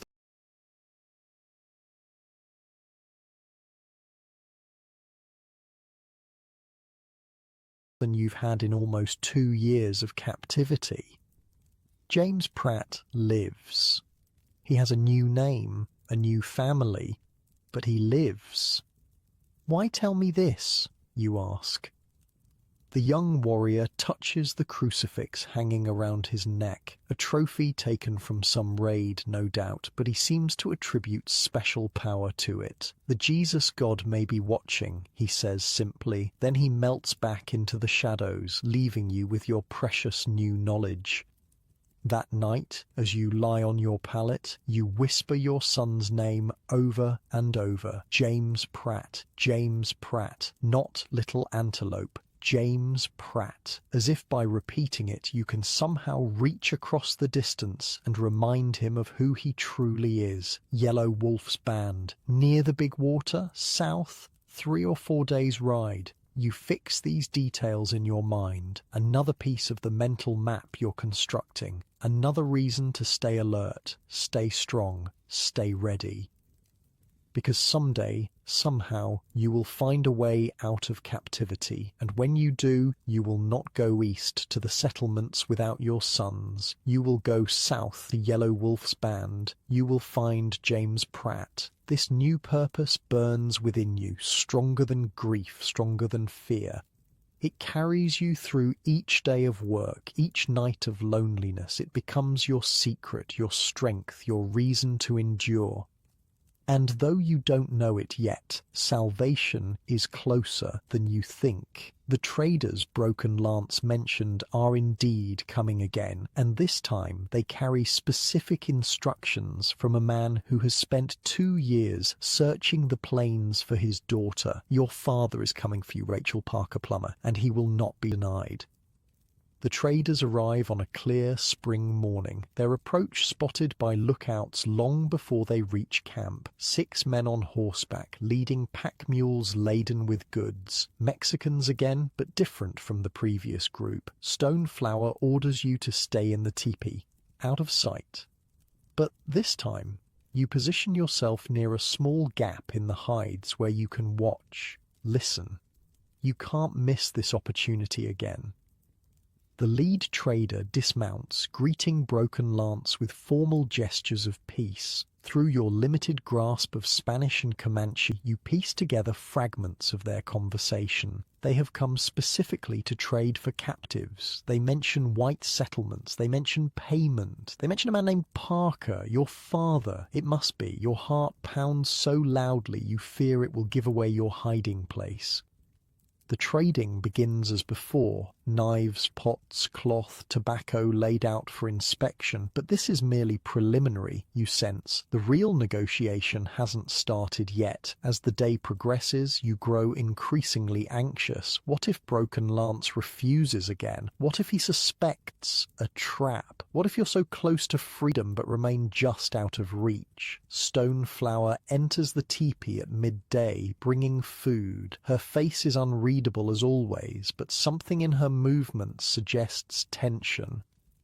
"Are they here for me?" you ask directly. She doesn't answer immediately, busying herself with rearranging items in the teepee. Finally, she turns to you. "Yes," she says simply. "Will Broken Lance sell me to them?" Stoneflower sighs, a rare display of emotion. "It is being discussed." "Please," you say, reaching for her hand. She allows the contact and the surprise. "Please, help me. I have children to find." For a long moment she studies your face. Then, "I was once like you, a captive who had lost everything. Now I am Comanche." She pauses. "But I have not forgotten what it is to be a mother seeking her children. It's as close to an alliance as you're likely to get." You squeeze her hand in gratitude. "Stay here," she says, pulling away. "I will speak with my husband." The afternoon stretches endlessly. You pace the small confines of the teepee, straining to hear the negotiations outside. Voices rise and fall, Broken Lance's commanding tone, the traders' persistent replies, other warriors joining the discussion, offering opinions. The light outside shifts. Shadows lengthening. They've been talking for hours. What could be taking so long? Finally, the tippy flap opens. Stoneflower enters, followed by Broken Lance and the lead trader, a weathered man with a thick mustache and calculating eyes. "This is she?" the trader asks in accented English, looking you over. Stoneflower nods. The trader steps closer, examining you as one might examine livestock at auction. "Your name? Rachel Plummer?" "Yes," you whisper, hardly daring to hope. He nods, apparently satisfied, and turns back to Broken Lance. They exchange a few more words in Comanche, then the trader leaves, and you're alone with Broken Lance and Stoneflower. What happens now, you ask, looking between them. Stoneflower translates your question for her husband. He responds at length, his expression stern. Broken Lance says you will go with the Mexicans tomorrow, Stoneflower tells you. They have paid a good price, horses, rifles, many blankets. Relief floods through you, so powerful it nearly brings you to your knees. Freedom. After almost 2 years in captivity, freedom. But then reality crashes back. Your sons. James Pratt with Yellow Wolf's band. Little Luther with Walking Wolf's people. "My children," you say urgently. "I can't leave without my sons." Stoneflower translates again. Broken Lance's response is immediate, forceful. From his tone alone, you know the answer before Stoneflower speaks. "No," she says, "the boys are not part of this trade. They belong to other bands." "Then I won't go," you declare, though you know it's an empty threat. Captives don't choose their fate. "Tell him I won't leave without my children." Stoneflower doesn't need to translate your defiance. Broken Lance understands from your tone. His face darkens. He says something sharp to his wife, then exits the teepee abruptly. "Foolish," Stoneflower hisses once he's gone. "You want him to cancel the trade? To keep you here until you die? I want my sons. They are gone," she says with brutal finality. "The younger one is being raised as Comanche. The older one too by now. They have forgotten you." The words cut deeper than any knife. They can't have forgotten. They're just babies.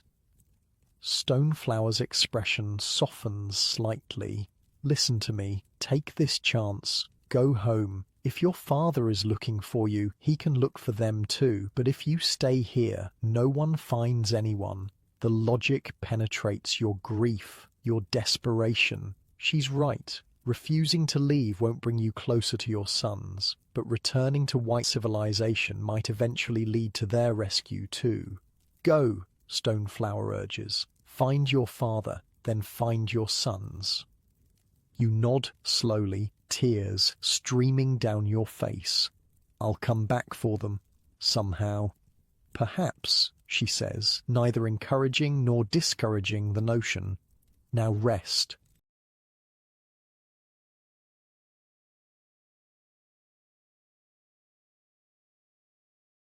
Tomorrow will be difficult. Sleep is impossible. You lie awake all night, mind racing with conflicting emotions, joy at the prospect of freedom, anguish at leaving without your children, fear of what awaits you beyond Comanche territory. Will Luther remember you if you ever find him again? Will James Pratt? Will they hate you for abandoning them? No, not abandoning. You're not abandoning them.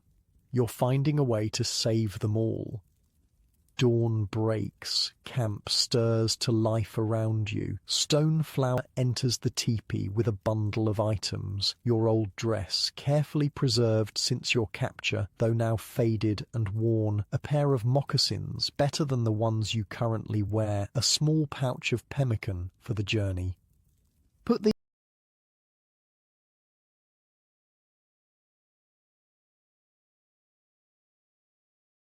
these on, she instructs, handing you the dress. The traders expect a white woman, not a Comanche.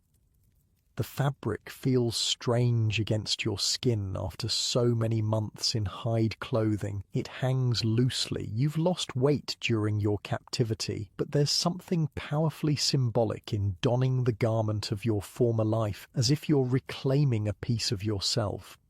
Stoneflower watches you dress, her expression unreadable as always, but when you finish, she does something unexpected. She takes a small object from her own medicine pouch and presses it into your palm, a smooth stone, dark red, worn by water into a perfect oval. "For protection?" she says simply. The gesture touches you deeply. After all the hardship, all the cruelty, this small kindness feels monumental. "Thank you," you whisper, "for everything." Stoneflower nods once, acknowledging but not encouraging this moment of connection. Come, they are waiting. Outside, the camp has gathered to witness your departure. The traders stand with their horses, packs now lighter after trading their goods. Broken Lance and other warriors form a circle, faces impassive. You scan the crowd, looking for the young warrior who told you about James Pratt. He stands at the back, barely visible. When your eyes meet, he touches the crucifix at his neck, a reminder perhaps of his unexpected kindness. The lead trader gestures for you to approach. 2 of his men help you mount a mule. An awkward, shameful process in front of so many watching eyes.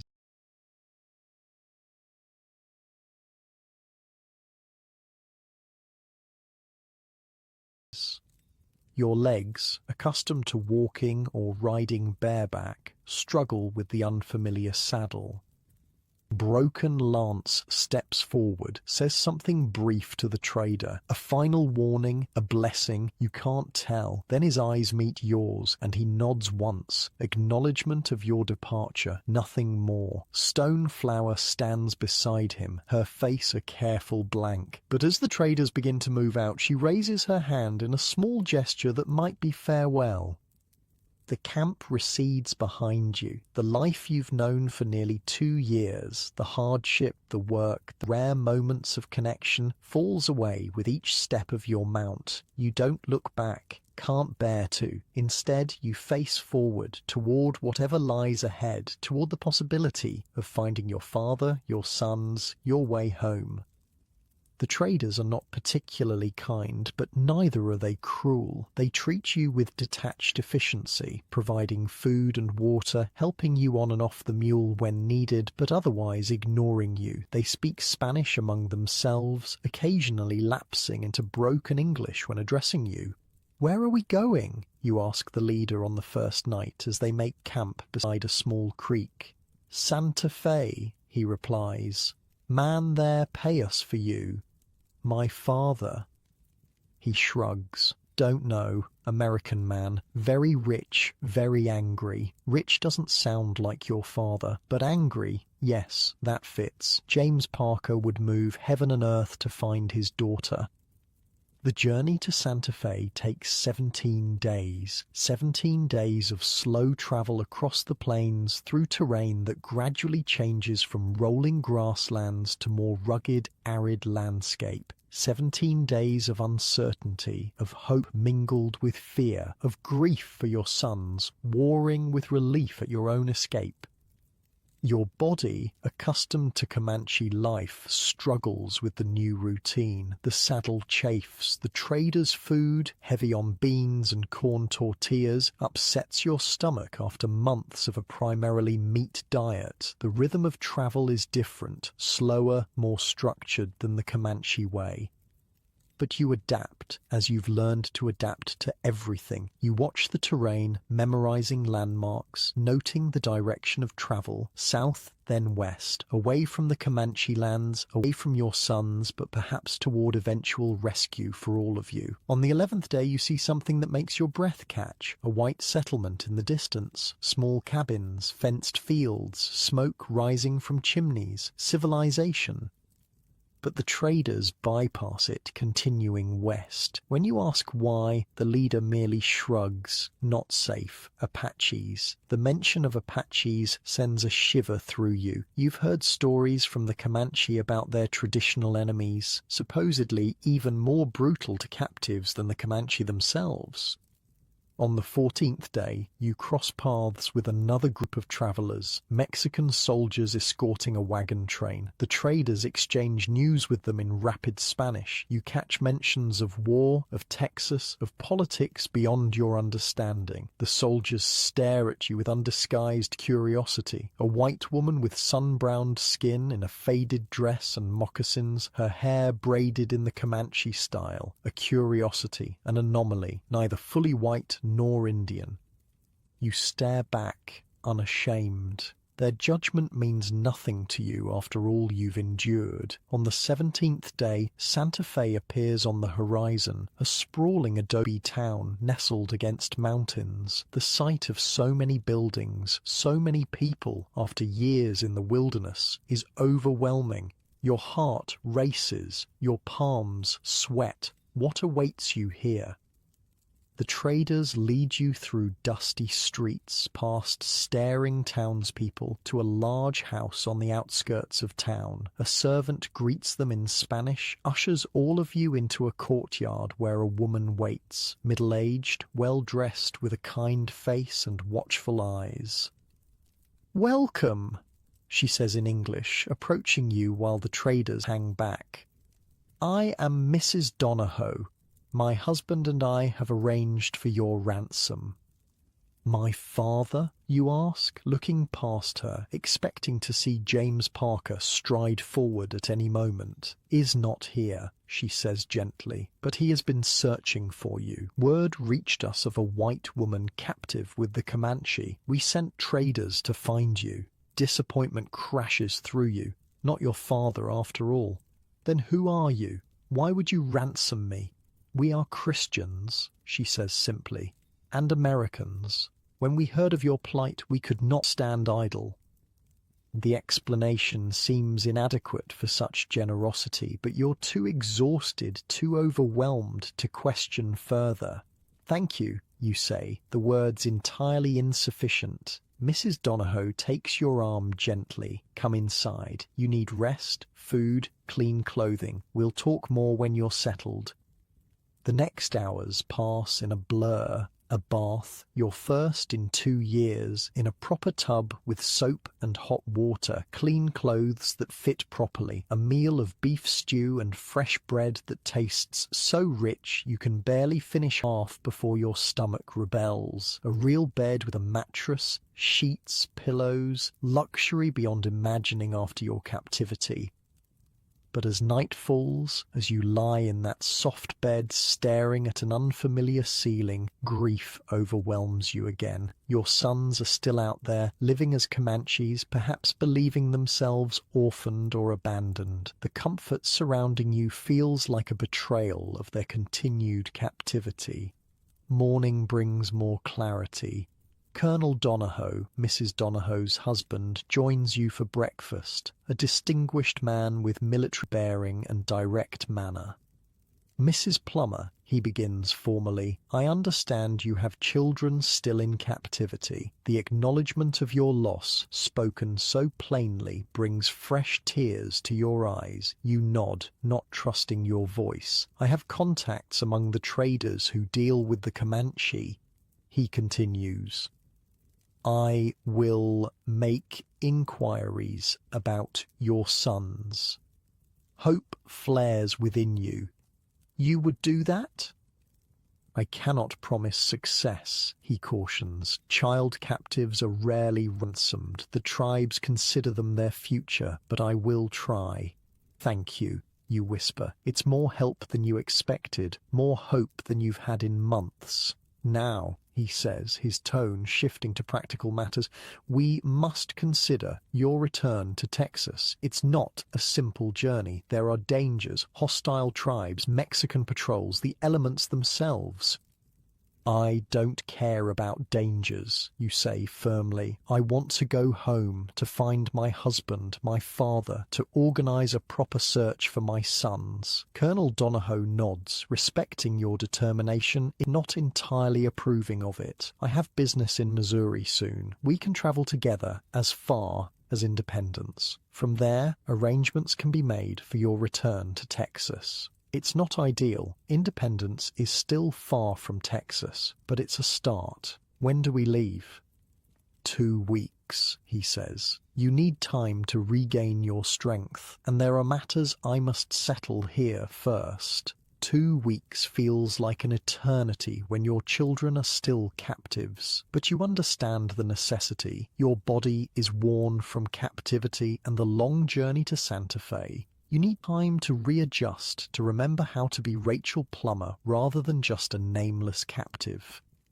The days in Santa Fe pass slowly. Mrs. Donahoe is kindness itself, providing clothes, books, gentle company, but you find it hard to concentrate on reading after so long without books. You struggle to make conversation about normal things, the weather, food, household matters, when your mind is still half with the Comanche, with your sons.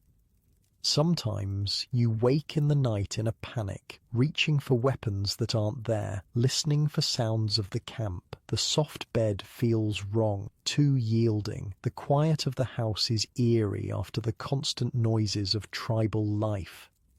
Mrs. Donahoe notices your difficulties but never comments directly. Instead, she finds ways to help you readjust gradually, giving you simple tasks to occupy your hands, taking you on short walks to reacquaint you with town life, sharing stories of her own adjustments to frontier living. It will come back to you, she assures you one evening as you struggle to remember how to use a fork properly. The body remembers, even when the mind forgets. You hope she's right. You hope you can become fully Rachel Parker Plummer again and not remain this strange hybrid, outwardly white but inwardly marked forever by your time with the Comanche. On the 10th day of your stay, a messenger arrives at the Donahoses' home. Colonel Donahoe reads the letter he brings, then comes to find you in the garden where you're helping Mrs. Donahoe tend vegetables, an activity that feels comfortingly familiar after your time with the tribe.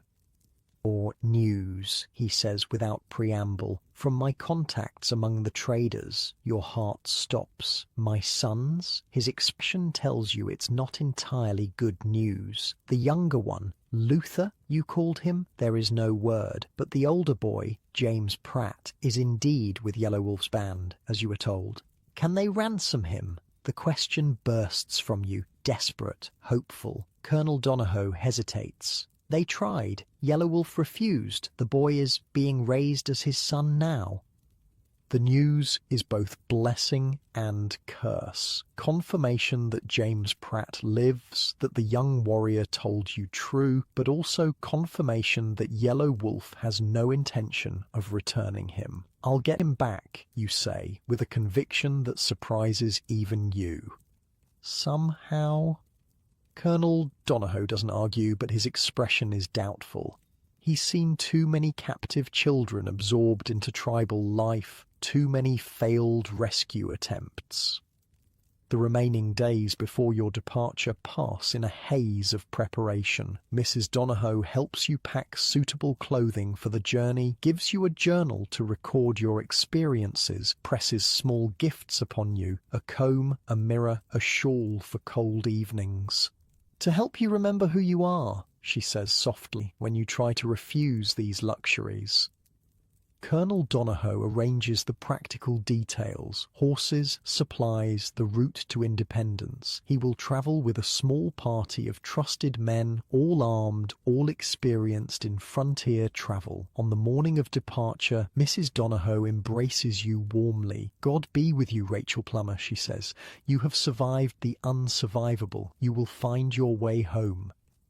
You cling to her briefly, this kind woman who rescued you from captivity, who treated you with dignity when you'd forgotten what that felt like. Thank you, you whisper, for everything. The journey to independence begins, another long trek across unfamiliar terrain, but this time toward home rather than deeper into captivity. Colonel Donahoe proves an efficient, if not particularly warm, travelling companion. His men are respectful, keeping a careful distance from you, treating you with a deference that feels strange after being property for so long. You ride astride a proper horse now, not a mule. Another adjustment. Your body remembers the rhythms of riding from your time with the Comanche, but the saddle still feels awkward, confining. Sometimes, when the men aren't watching, you shift to riding bareback, finding comfort in the familiar feel of the horse beneath you. The landscape changes as you travel east, the arid mountains giving way to rolling plains again. Each day brings you closer to Texas, to home, to the possibility of finding your family, of organizing a search for your sons. But each day also brings new anxieties. What if Luther and James Pratt forget you completely? What if Luther has already died, as so many infant captives do? What if your husband has given you up for dead, perhaps even remarried? What if your father has abandoned his search? These thoughts plague you at night as you lie beneath the stars, wrapped in blankets beside the campfire. The men take turns standing watch, alert for danger. Hostile Indians, bandits, wild animals. But the greatest dangers are in your own mind, your own heart. One night, unable to sleep, you join Colonel Donahoe at the edge of camp where he stands guard, rifle ready. Do many captives escape? You ask quietly, wanting to wake the others.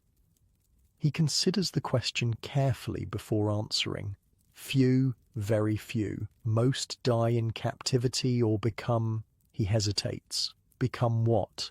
Indian, he says bluntly. In all but blood, they forget their white lives, their white families, especially the children. The words chill you despite the warm night. I didn't forget, you say defensively. I never forgot. You're unusual, he acknowledges. Most break under such conditions, but you were only captive for 2 years and you were grown with formed memories. Children, he shrugs. Children adapt. They survive by becoming what their captors want them to be. The truth of his words cuts deep. James Pratt was only a toddler when taken. Luther, just an infant. How much will they remember of you, of their true heritage? I won't give up on them, you say stubbornly. Colonel Donohoe nods, neither encouraging nor discouraging. Get some sleep, Mrs. Plummer. Tomorrow is another long day. The journey continues, across Missouri Territory, into more settled lands. You pass small homesteads, occasional trading posts. Civilization slowly reasserts itself around you. At each stop, Colonel Donohoe makes inquiries about conditions in Texas, about routes south, about your family. News is scarce, often outdated, but you piece together fragments. Texas is now a republic, independent from Mexico. There have been more Comanche raids. Some captives have been recovered. Others lost forever. Nothing specific about your family, though. No word of James Parker's search for you, of Luther Plummer's fate. You exist in a strange limbo, no longer captive but not yet truly free, not until you know what awaits you in Texas. Independence, when you finally reach it, is a shock to your system. A proper town with streets, shops, churches, schools, people everywhere, more than you've seen in one place since before your captivity. The noise, the smells, the constant motion overwhelm your senses.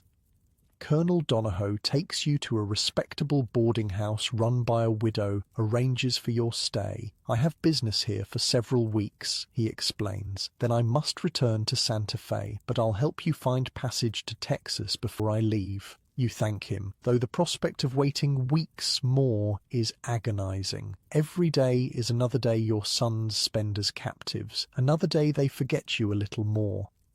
The widow who runs the boarding house is curious about you, your story. Word spreads quickly in a small town like Independence. A woman ransomed from the Comanche, a mother separated from her children. People stare when you walk down the street. Some whisper behind their hands.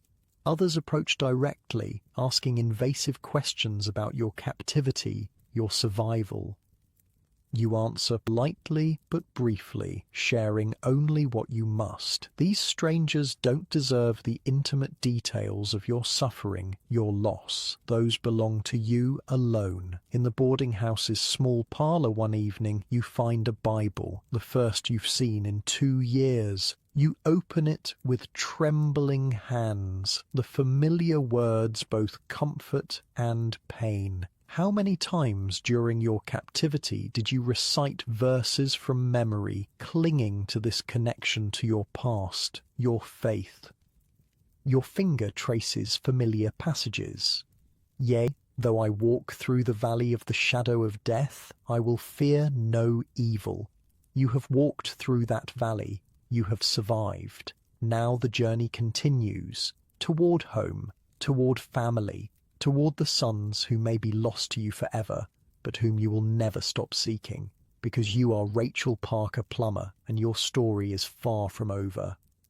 Independence, Missouri becomes your temporary home as autumn arrives. The leaves turn gold and red, the air grows crisp, and still you wait for passage to Texas. Colonel Donohoe has been true to his word, making inquiries about transport south, but safe routes are scarce in these uncertain times.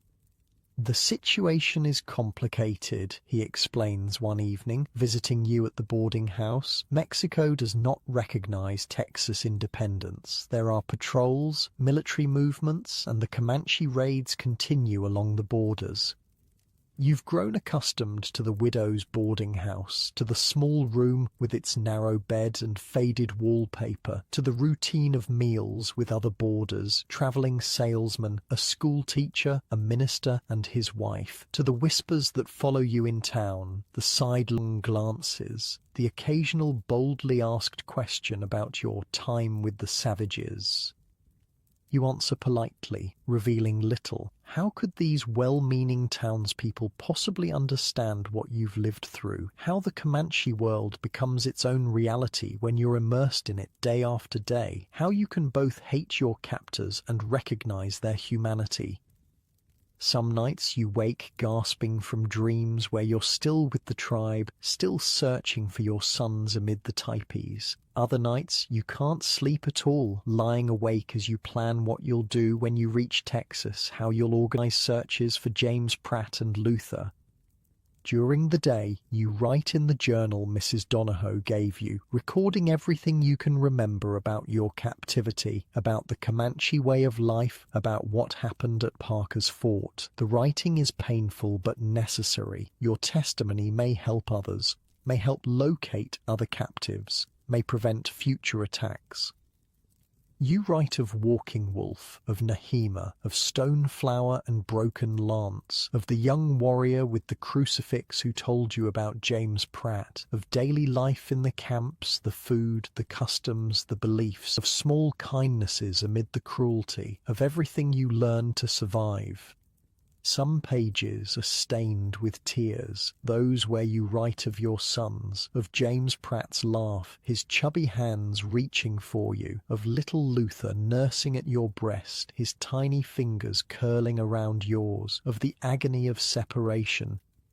The widow who runs the boarding house, Mrs. Simmons, becomes something of a friend. She brings you extra blankets on cold nights, saves the best portions at meals, defends you from the more intrusive questions of other boarders. She lost a son to fever years ago, she tells you, and something in your grief calls to hers.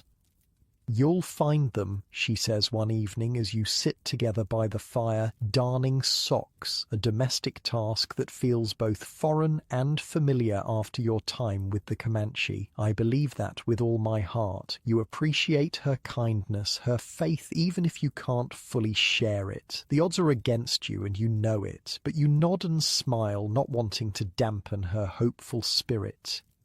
October turns to November. The first snow falls, dusting Independence in white. Colonel Donahoe brings news at last. A wagon train heading to Texas, willing to take you along. Merchants mostly, with a small armed escort. Not ideal, but safer than travelling alone. They leave in 3 days, he tells you. Be ready.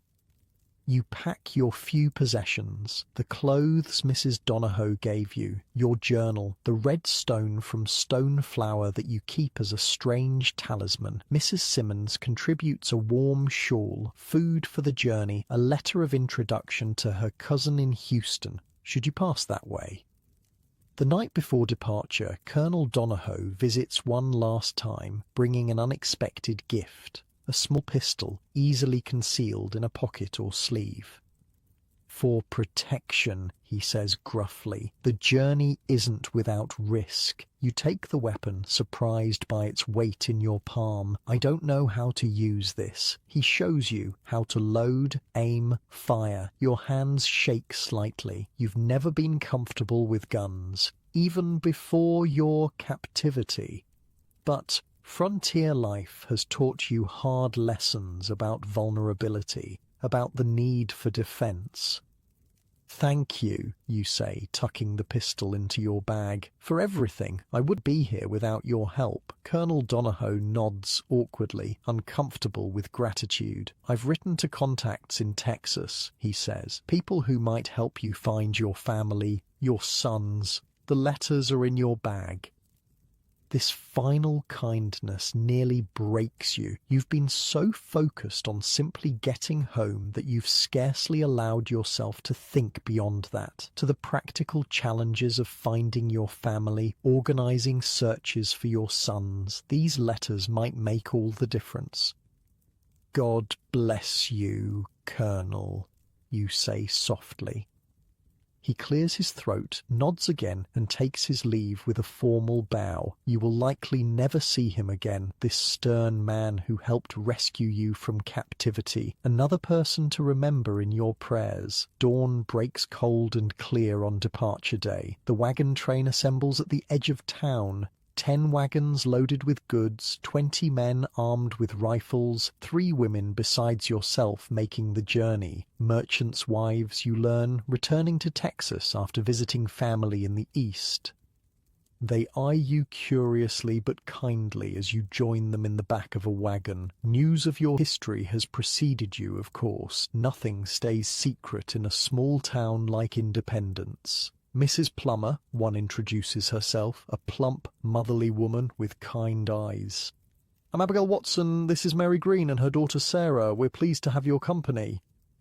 You nod politely, introduce yourself properly. The formality feels strange after so long among the Comanche, where introductions are minimal and status determined by action rather than words. The wagons roll out of Independence as the sun clears the horizon. You don't look back. Your gaze is fixed southward, toward Texas, toward home, toward whatever remains of your former life.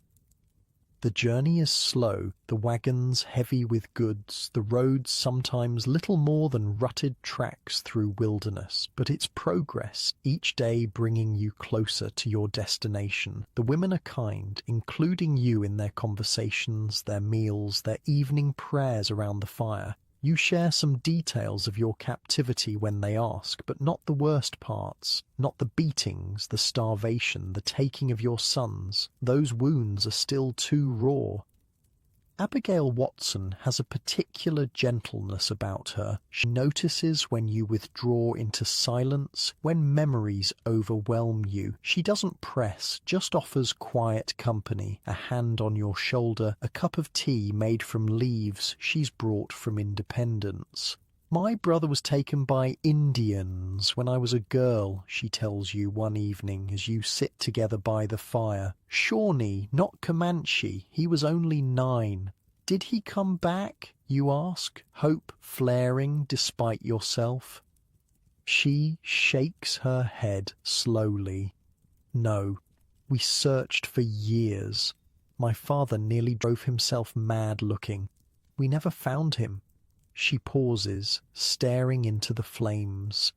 But sometimes I like to imagine he survived, that he made a life among them, that he found some kind of happiness. It's meant as comfort, you know, the idea that captives can adapt, can survive, can perhaps even thrive in their new lives, but it cuts in 2 directions. If your sons adapt too well, they may never want to return, even if found. The wagon train moves steadily southward, crossing into Indian territory. Everyone grows more watchful here, the men keeping rifles close at hand, guards posted each night. This is contested land, claimed by multiple tribes, frequented by bandits and deserters. You find yourself scanning the horizon constantly, alert for signs of Comanche presence, not out of fear exactly, but a strange, complex longing. What if Walking Wolf's band is nearby? What if Luther is just beyond that next ridge? The odds are astronomical, you know, but still you look. One night you dream of Stone Flower. She stands at the edge of camp, watching you with those inscrutable eyes. Go home, white woman, she says in your dream, but remember what you learned with us.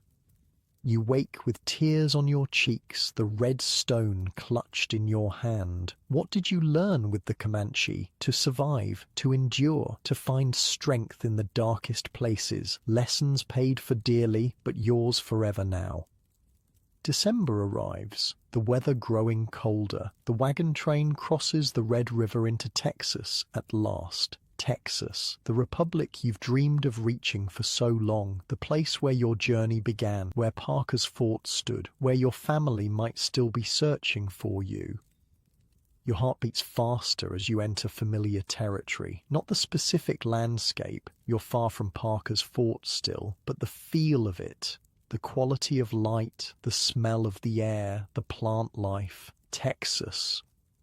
The wagon master plans to travel to Houston, but you need to reach the settlements farther north, closer to where Parker's fort stood. In a small trading post along the way, you make inquiries, using Colonel Donahoe's letters of introduction to gain assistance. The trader, a grizzled man named Sutton, reads one of the letters carefully, then looks up at you with new respect. Colonel Donahoe vouches for you personally, he says. That carries weight. I'll help however I can. I need to find my family, you explain. The Parkers, the plumbers, they were at Parker's fort when it was raided by Comanches 2 years ago. Sutton scratches his beard thoughtfully. Parker's fort? That was a bad business. Heard about it even down here. He considers for a moment. I know a man heading north tomorrow. Ranger, name of Nixon. He might take you along if you don't mind hard riding. Nixon. The name strikes a chord. Lorenzo Nixon, you ask, hardly daring to hope. That's him. You know him. He's my brother-in-law, you whisper, scarcely believing such luck. Married to my sister. Sutton's weathered face breaks into a smile. Well, ain't that something? Wait here, I'll fetch him. He disappears, leaving you trembling with anticipation. Lorenzo Nixon. Family. The first concrete connection to your past life. When Sutton returns, a tall man accompanies him, bearded, travel-worn, eyes widening in shock as they land on you. Rachel, he says hoarsely. Rachel Parker Plummer. Lorenzo, you confirm, voice breaking. It's me. He crosses the room in 3 long strides and enfolds you in a crushing embrace. You stiffen initially, unaccustomed to such contact after years of captivity. Then relax into the familial touch, tears streaming down your face. We thought you were dead, he says, pulling back to look at you properly. After so long with no word, most assumed. I survived, you say simply. The Comanche kept me as a slave. Mexican traders ransomed me near Santa Fe. I've been trying to get home ever since. His face darkens at the mention of your captivity. Your father never gave up, he tells you. James Parker has been searching for you since the day of the raid. He's organized parties, negotiated with traders, traveled hundreds of miles. My father is alive. Joy surges through you. And Luther, my husband? Lorenzo's expression shifts, a shadow crossing his features. Luther is Rachel. There's much to tell you, but not here. He glances around the trading post at the curious onlookers who've gathered, drawn by the emotional reunion. I'm heading to Houston tomorrow, then north to where your father's staying. You'll come with me. You agree instantly. Whatever news awaits, good or ill, you need to hear it from family in privacy. That night, you sleep little, your mind racing with questions. Lorenzo has told you only that your father lives, that he's been searching for you. The rest, he says, should wait until you're together. His reticence about Luther worries you deeply. Is your husband dead? Remarried? Bitter about your captivity? And what of James Pratt? Has there been any word of him? Any sightings? Any attempts at ransom? Morning comes, and with it preparations for departure. You say farewell to the wagon train companions who brought you this far. Abigail Watson embraces you warmly. Go with God, Rachel Plummer, she says. Find your sons. I will, you promise. Whether God listens or not, you've made the vow. Lorenzo has 2 horses, his own sturdy gelding and a smaller mare for you. Can you ride? He asks, eyeing you with concern. It's a hard journey. You almost laugh. After months on horseback with the Comanche, riding is one of the few skills you're completely confident in. "I can ride," you assure him. Indeed, once mounted, you settle into the familiar rhythm with ease, your body remembering the motions even after months away from the Comanche. Lorenzo notices, raising an eyebrow. "The tribe traveled constantly," you explain. "Everyone rides, even children, as soon as they can sit up." He nods, not pressing for details. He seems to understand instinctively that some aspects of your captivity are too painful to discuss, at least for now. The journey with Lorenzo is faster than the wagon train, covering twice the distance each day. He's a ranger, accustomed to hard riding, to sleeping rough, to constant vigilance. You match his pace without complaint. After Comanche captivity, this journey is almost comfortable by comparison. At night, camped beside small fires, Lorenzo gradually tells you of events since your capture, the aftermath of the Parker's Fort massacre, the searches for captives, the continued Comanche raids on other settlements. "Your father has been like a man possessed," he says, poking the fire with a stick, traveling to every Comanche camp that would receive him, dealing with Mexican traders, army officers, anyone who might help. He spent every penny he had, gone into debt. Nothing mattered except finding you and the others. "The others?" you ask. "Elizabeth Kellogg, the Parker children." Lorenzo nods. "Elizabeth was ransomed fairly quickly. She's safe, living near Nacogdoches now." He hesitates. "Cynthia Ann and John Parker are still with the Comanche. No one's been able to locate them specifically. And my sons, James Pratt, Luther?" Lorenzo's face grows solemn.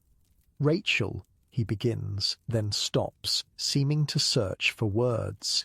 "There have been reports, rumors of a white child with Yellow Wolf's band. Your father believes it's James Pratt. He's tried to negotiate, but so far without success." This confirms what you already knew from the young warrior, from Colonel Donahoe's contacts. James Pratt lives, but remains captive. "And Luther, my husband?" you press, needing to know, dreading the answer. Lorenzo stares into the fire for a long moment before answering. "Luther searched for you for months after the raid," he says finally. "He joined every expedition, followed every lead, but after a year with no word," he pauses, steeling himself. "The fever took him, Rachel, last summer." The words hit like a physical blow. "Luther, gone. Your husband, who loved you, who fathered your sons, who searched for you until illness claimed him, gone." You've imagined many scenarios during your captivity, during your journey home, joyful reunions, bitter accusations, emotional reconciliations, but not this, not returning to find Luther already in his grave. "How?" you ask, voice barely audible. "The cholera," Lorenzo says gently. "It swept through the settlements. Many died." Luther had worn himself down with searching, with worry. He didn't have the strength to fight it.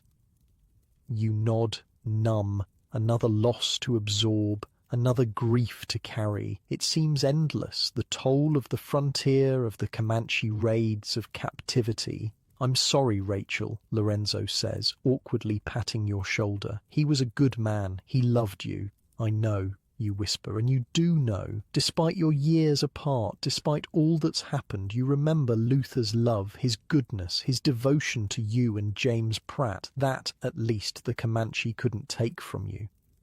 The journey continues northward. Days pass in a blur of riding, camping, more riding. The landscape grows more familiar as you approach the region where Parker's Fort once stood. Not that you'll return there. Lorenzo has explained that your father now stays with relatives near the Brazos River. But the territory itself sparks memories. Here, a creek where you once washed clothes. There, a stand of trees where Luther cut wood for the fort. Everywhere, echoes of your former life. One afternoon, riding through a stretch of prairie dotted with wildflowers, Lorenzo points to the horizon. "There," he says, "that's Harris Creek. Your father's staying with the Frosts just beyond that ridge." Your heart pounds as you crest the hill and see the homestead below. A sturdy cabin, fields newly planted, smoke rising from the chimney. Home. Not your home, specifically, but a home where your father waits, where family awaits. Lorenzo fires his rifle into the air, a common signal of approach on the frontier, alerting the household to visitors without causing alarm. Almost immediately, figures emerge from the cabin, shading their eyes, looking toward you. One man steps forward, tall and straight despite his years. Even at this distance, you'd know him anywhere. "Father," you whisper. You spur your horse forward, no longer caring about proper pace or caution. Lorenzo calls something after you, but you don't hear, don't care. All that matters is closing the distance between you and James Parker, your father, the man who never stopped searching for you. As you draw closer, you can see his face, aged beyond his years, lined with grief and determination, eyes widening in disbelief as he recognizes you. "Rachel," he calls, voice breaking. "My God, Rachel!" You dismount before your horse fully stops, nearly falling in your haste, and then you're running toward him as he runs toward you, colliding in an embrace so fierce it knocks the breath from your lungs. "Rachel," he sobs, holding you as if afraid you'll vanish. "My daughter, my Rachel." You cling to him, unable to speak through your tears. After everything, the raid, the captivity, the long journey home, you're here in your father's arms. Not everything is restored, not everyone is found, but this, at least, this moment of reunion is real. More people gather around. Your sister Martha, Lorenzo's wife, weeping with joy, cousins you barely remember, neighbors who've heard stories of the captive daughter, all watching in wonder as James Parker holds his lost child returned from the dead. "I knew," he says fiercely, still clutching you. "I knew you were alive. Everyone said to give hope, but I knew." "I'm home, Father," you manage through your tears. "I'm home." The reunion continues inside the cabin, where you're given the place of honor by the fire, a cup of real coffee, your first since captivity, pressed into your hands. Questions pour forth from everyone, though your father tries to restrain them, seeing your exhaustion. "Let her rest," he insists. "There'll be time for everything." But there's one question you can't wait to ask. One that burns in your throat, demanding answer. "Father," you say when there's a momentary lull, "my sons, James Pratt and Luther, the baby born in captivity, have you heard anything? Any word at all?" James Parker exchanges glances with Lorenzo, with Martha. A silent communication passes between them. "I've heard rumors," your father says carefully, "of a white child with yellow wolf's band. I believe it's James Pratt, though I haven't seen him myself." "It is," you confirm. "A young warrior told me, and Colonel Donahoe's contacts confirmed it." Hope flares in your father's eyes. "You've had direct word? Recently?" "Last spring," you say. "Yellow Wolf calls him Little Antelope now, but he lives." Your father nods, absorbing this. "And the other? The baby?" "Taken from me when he was 6 months old," you say, voice catching. "Given to Walking Wolf's people to raise. I don't know if he still lives." James Parker reaches for your hand, squeezes it hard. "We'll find them, Rachel, both of them. Now that you're home, now that we know where to look, we'll find them." You want to believe him, need to believe him. But the frontier is vast, the Comanche bands numerous and mobile, the chances of recovery slim. You've seen how the tribes treasure their child captives, how quickly the little ones adapt to new lives. Lorenzo told me about Luther, you say softly, about the cholera. Your father's face creases with sympathy. I'm sorry, daughter. He was a good man. He never stopped looking for you, never lost faith. I know. The grief is still too new, too raw to fully process. You'll mourn Luther properly later. For now, there's too much happening, too many emotions competing for space in your heart. The conversation turns to practicalities, where you'll stay, what you'll do now, how to proceed with searching for your sons. Your father has plans already, connections with traders who regularly deal with Yellow Wolf's band, possibilities for negotiation, for ransom. As evening falls, as the cabin grows dim except for firelight, your father finally asks the question others have been too afraid to voice. "Oh, Rachel," he says gently, "what happened to you with the Comanche? We need to know to understand what we're facing with the boys." So you tell them, not everything. Some experiences are too private, too painful to share, but enough. The forced march from Parker's Fort, the separation from James Pratt, the daily labor under Nahima's watchful eye, the birth of Luther, the second separation when he was taken from you, the trade to Broken Lance's band, the ransom by Mexican traders, the long journey home. They listen in silence, faces grave, sometimes tears flowing freely. Martha clutches her husband's hand so tightly her knuckles turn white. Your father's expression shifts between rage, grief, and fierce pride in your survival. When you finish, exhausted by the telling, he embraces you again. "You are the bravest person I know," he says, voice rough with emotion. "To endure all that and still come home to us." "I had to," you say simply, "for my sons." That night, sleeping in a real bed in your sister's cabin, you dream not of the Comanche for once, but of Luther, your husband, not your son. He stands at the edge of a field, smiling at you as he did before the raid, before captivity, before death claimed him. "I waited as long as I could, Rachel," he says in the dream. "I'm sorry. I couldn't wait longer." You wake with tears on your face, but a strange peace in your heart. Luther is gone, but he loved you until the end. That's something to hold on to, a truth that can't be taken away. The days that follow establish a new routine. You stay with Martha and Lorenzo, helping with household tasks, relearning the rhythms of settler life. Your father visits daily, bringing news of his continuing efforts to locate your sons, to arrange ransoms. You write more in your journal, filling pages with details that might help in the search, that might prevent other raids, other captivities. The writing becomes a form of healing, a way to process all you've endured. Word spreads of your return, of your survival. Neighbors visit, curious and sympathetic. A minister comes to offer prayers, comfort. You accept their well wishes graciously, but find yourself withdrawing from too much company. After the isolation of captivity, the constant social interaction is overwhelming. At night, alone in your small bedroom, you sometimes find yourself missing aspects of Comanche life. The open sky above your sleeping place, the sounds of horses nearby, the simplicity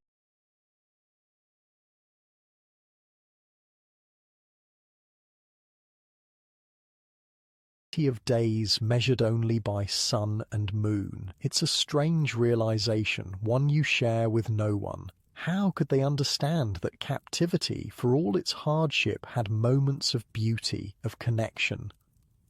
Winter settles fully over Texas. Your father's efforts to contact Yellow Wolf's band are hampered by weather, by tribal movements. The Comanche withdraw to protected winter camps in this season, difficult to locate, reluctant to receive visitors. Spring, your father promises. In spring we'll find them. You nod. trying to believe. Spring seems impossibly distant. Another season your sons will spend away from you, forgetting their true names, their true family. Christmas comes, your first in 3 years among your own people. Martha decorates the cabin with evergreen boughs, bakes treats with precious sugar saved for the occasion. Presents are exchanged, small, homemade items, frontier luxuries. Lorenzo gives you a small knife in a leather sheath, practical for a woman who's learned frontier survival the hard way. Your father's gift is more significant, a legal document drawn up in Houston declaring your rights to Luther's property to land grants he received for his service to Texas. You'll need it, he explains, for yourself, for the boys when they're home. When, not if. His faith remains unshaken. You give simple gifts in return, a knitted scarf for Martha, moccasins made in the Comanche style for Lorenzo, who appreciates their practicality. For your father, something more precious, pages from your journal detailing everything you know about Yellow Wolf's band, about Walking Wolf's people, information that might help in the search. He reads them immediately, hungrily, his eyes filling with tears at certain passages. "This is invaluable, Rachel," he says. "With this, we have a real chance." New Year dawns, 1839. A new year, a new beginning. You stand outside Martha's cabin as the first light breaks over the horizon, breathing the cold, clean air, feeling strangely hopeful despite everything. "I'm coming for you," you whisper to the dawn, to your sons wherever they may be. "Wait for me." The promise carries on the wind across the plains where Comanche bands roam with your children among them, a promise that will not be broken, not while you draw breath, because you are Rachel Parker Plummer and your story continues. January gives way to February. Cold rains sweep across Texas, turning paths to mud, creeks to rushing torrents. Your father's planned expeditions to Comanche territory are delayed again and again by weather, by reports of increased hostilities along the frontier. Your body has recovered from captivity, but something else plagues you now. A persistent cough, a weakness in your limbs, a fever that comes and goes. Martha fusses over you, brewing teas from frontier herbs, insisting you rest. "It's nothing," you tell her, unwilling to admit weakness after surviving so much. "Just a winter chill." But deep down, you know it's more. Your body, pushed beyond endurance for too long, is failing. The pregnancy during captivity, the harsh conditions, the malnutrition, the physical labor far beyond what your frame was built for, all have taken their toll. Still, you push through each day, helping Martha with household tasks when strength allows, working on your narrative when it doesn't. The writing has become your mission, to tell your story, to warn others of the dangers, to create a record for your sons should they ever return to white society. People need to know, you explain to your father when he questions whether revisiting these memories is good for your health. Not just about the horrors, but about the Comanche themselves, their ways, their beliefs. If we're to find peace someday, understanding must come first. He nods, recognizing your wisdom, your unique perspective bridging two worlds. "When you're stronger, we'll find someone to publish it," he promises. "In Houston, perhaps." But you fear you won't be stronger. The cough worsens, the fevers come more frequently. By March you can barely rise from bed some days. The local doctor visits, shakes his head, offers medicine that does little. "Consumption, perhaps," he tells Lorenzo privately, not realizing you can hear from the next room. Or some fever caught during her time away. There's little to be done now except make her comfortable. The news doesn't frighten you as much as it might have once. Death held no terror after what you've witnessed, what you've survived. Your only regret is leaving without finding your sons, without holding them once more. "Bring me paper," you tell Martha one morning after a night of particularly difficult breathing, "and ink. There's more to write before I'm done." She complies, tears in her eyes. She knows what you know, that time grows short. You write feverishly when strength allows, detailing everything you can remember about the Comanche, about captivity, about survival, about the sons you lost, the husband who died searching, the father who never gave up, about a woman named Rachel Parker Plummer who endured what few could imagine and returned to tell the tale. "This will be my legacy," you tell your father when he visits, finding you propped up in bed, papers scattered around you. "When I'm gone, this will remain, for James Pratt, for Luther, for others who might be taken." "Don't talk that way," he protests. "Spring is coming, you'll regain your strength, we'll find the boys together." But his eyes betray him. He sees the truth your wasting body reveals. March becomes April. The weather warms, trees bud, wildflowers carpet the fields. Through your bedroom window, you watch the world renew itself, even as your own life ebbs. Your manuscript is complete. Lorenzo, using connections from his ranger days, arranges for a printer in Houston to publish it. Rachel Plummer's narrative of 21 months' servitude as a prisoner among the Comanche Indians. The first such account published in the Republic of Texas, the printer writes proudly, a document of significant historical importance. You smile weakly when your father reads this letter aloud. Historical importance, as if your suffering, your loss, your survival was for the benefit of history rather than the desperate fight of a woman to return to her children, her home. But perhaps it serves both purposes. Perhaps your story will help others understand the frontier, the clash of cultures, the human cost of expansion. Perhaps it will help future captives survive, future settlers prepare, future negotiators find common ground. On January 4th, 1839, you give birth to a third child, a son, healthy and strong despite your weakening condition. You name him Wilson. Martha helps care for him, her own children doting on their new cousin. He becomes your focus, your joy in these final days. A child you can hold, can love, can watch grow, even if only for a short while. But childbirth has depleted your already fragile health. By March, you can no longer leave your bed. The cough has worsened, each breath a struggle. The doctor visits daily now, his face grave, his remedies exhausted. Your father sits with you through long nights, holding your hand as you drift between consciousness and fevered dreams. Sometimes in those dreams you see your sons, James Pratt riding a pony with Comanche skill, Luther learning to use a small bow, both growing strong in their adopted culture. You pray these visions are true, that they are thriving, even if not with you. Martha cares for little Wilson, bringing him to you when you're awake enough to hold him, to whisper promises of love, to memorize his tiny features. He has Luther's eyes, your mother's chin, a perfect blending of all who came before. On March 19th, 1839, as spring rain taps gently on the roof, you call your family to your bedside. Your father, Martha and Lorenzo, their children, the neighbors who've shown kindness. Even in your weakened state, you have things that must be said. "My narrative," you begin, voice barely above a whisper. "Make sure it's published. Make sure it survives." "It will," your father promises. "The printer has already begun the work." "And search for my sons," you continue, fixing your gaze on his. "Don't give up no matter how long it takes." "Never," he vows, tears streaming unchecked down his weathered face, "until my dying breath."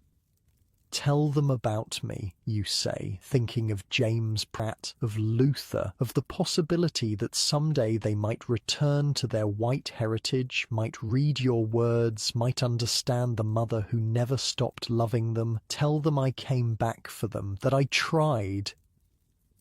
They'll know Fair, Martha sobs, clutching your hand. They'll know Rachel. Your last request is for little Wilson, the son who will survive you by only 2 days, though you cannot know this. Raise him to be strong, you whisper to Martha, to be kind, to know his brothers if they're found. She nods, unable to speak through her tears. With your affairs settled, your legacy secured, you close your eyes. The pain that has been your constant companion these past months fades. Breathing becomes easier, then unnecessary. Darkness envelops you, then light.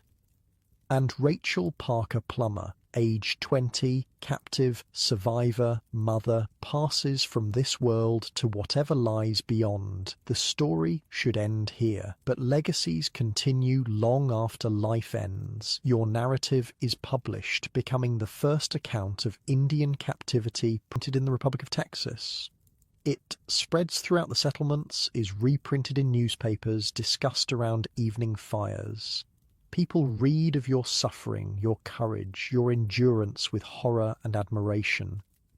Your father, true to his promise, continues searching for your sons. In 1842, 6 years after the raid on Parker's fort, he receives word a white boy, about 8 years old, has been seen with a band of Comanche near San Antonio, a boy who might be James Pratt. After months of negotiation, payment of a substantial ransom, your firstborn son returns to white society, not as James Pratt Plummer, the toddler torn from your arms during the raid, but as a young Comanche warrior, speaking no English, recognizing no family, horrified by the strange pale people who claim him. Your father writes of the reunion. The boy's eyes held no recognition, no memory of his former life. He fought like a wildcat when separated from his Indian family, refusing food, attempting escape at every opportunity. It was many months before he would even speak to us in English, which he had to relearn like a foreign tongue. Slowly, painfully, James Pratt readjusts to white society. The Comanche ways never fully leave him. He rides like they taught him, moves silently as they do, keeps their stoicism in the face of emotion, but he reclaims his birth name, learns to read and write, eventually marries and fathers 4 children of his own. He never speaks of his time with Yellow Wolf's band. The memories remain his alone, a private history bridging 2 worlds. But sometimes, on clear nights when the moon is full, neighbors report seeing him sitting outside, face turned toward the western plains, a strange longing in his expression. Of Luther, your second son, no trace is ever found. Perhaps he died in infancy, as many captive children did. Perhaps he grew to manhood among Walking Wolf's people, never knowing his true origins, his true name. Perhaps, years later, a Comanche warrior with unusually light eyes wondered briefly about the strange dreams he sometimes had, of a woman with red gold hair singing soft songs in an unfamiliar language. Your father publishes his own account in 1844, 5 years after your death, narrative of the perilous adventures, miraculous escapes and sufferings of Reverend James W. Parker. In it, he includes a revised edition of your narrative as an appendix, ensuring your words reach an even wider audience. And what of the other captives from Parker's fort? Their stories diverge dramatically from yours. Elizabeth Kellogg, like you, was ransomed relatively quickly and returned to white society. She lived a quiet life afterward, rarely speaking of her brief time among the Comanche. But Cynthia Ann Parker, your young cousin, followed a vastly different path. Unlike you, who resisted assimilation, who held tight to your identity as Rachel Parker Plummer, Cynthia Ann embraced Comanche life completely. Adopted into the tribe at age 9, she grew up Comanche in every way that mattered. She married a chief named Peter Nakona, bore 3 children, including a son who would become the legendary Quanah Parker, the last great war chief of the Comanche. For 24 years, Cynthia Ann lived as Nauta, someone found, until Texas Rangers recaptured her in 1860 during a raid on her camp. Like James Pratt, she fought fiercely against return to white society, tried repeatedly to escape back to her Comanche family, mourned deeply when prevented. Unlike James Pratt, she never readapted.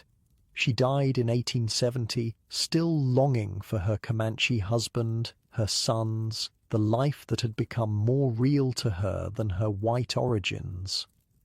Her son Quanah, born of two worlds, would eventually become the bridge between them, leading his people through a difficult transition to reservation life while maintaining connections with white society, including his mother's family, a living legacy of the complex, often tragic interactions between settlers and Comanche. The raids continued for decades after your death. Other women, other children were taken, experienced their own versions of your captivity. Some returned, some remained forever with the tribes, some died in the wilderness. Each story unique, yet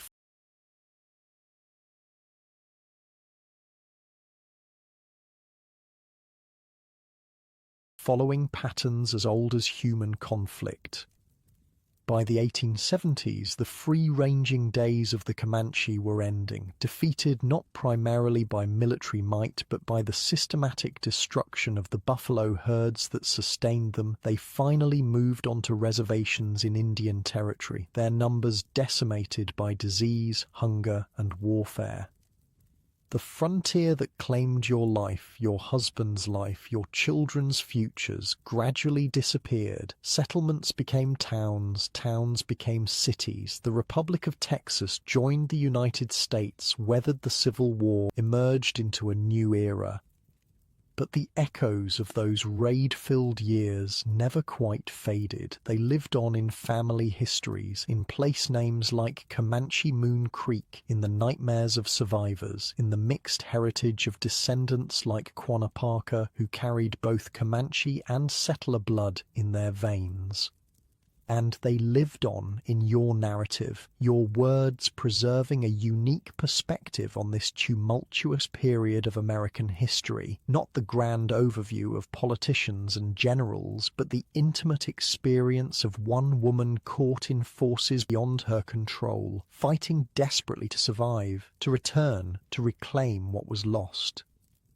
Your grave in Houston is simple, marked only with your name and dates. Few visitors today would recognize its significance, would understand the extraordinary life compressed into those 20 brief years. But your words remain, your legacy continues, your story survives to be told again and again, and in that telling, something of you lives on, your courage, your endurance, your fierce maternal love that transcended captivity, that pursued your children even beyond death.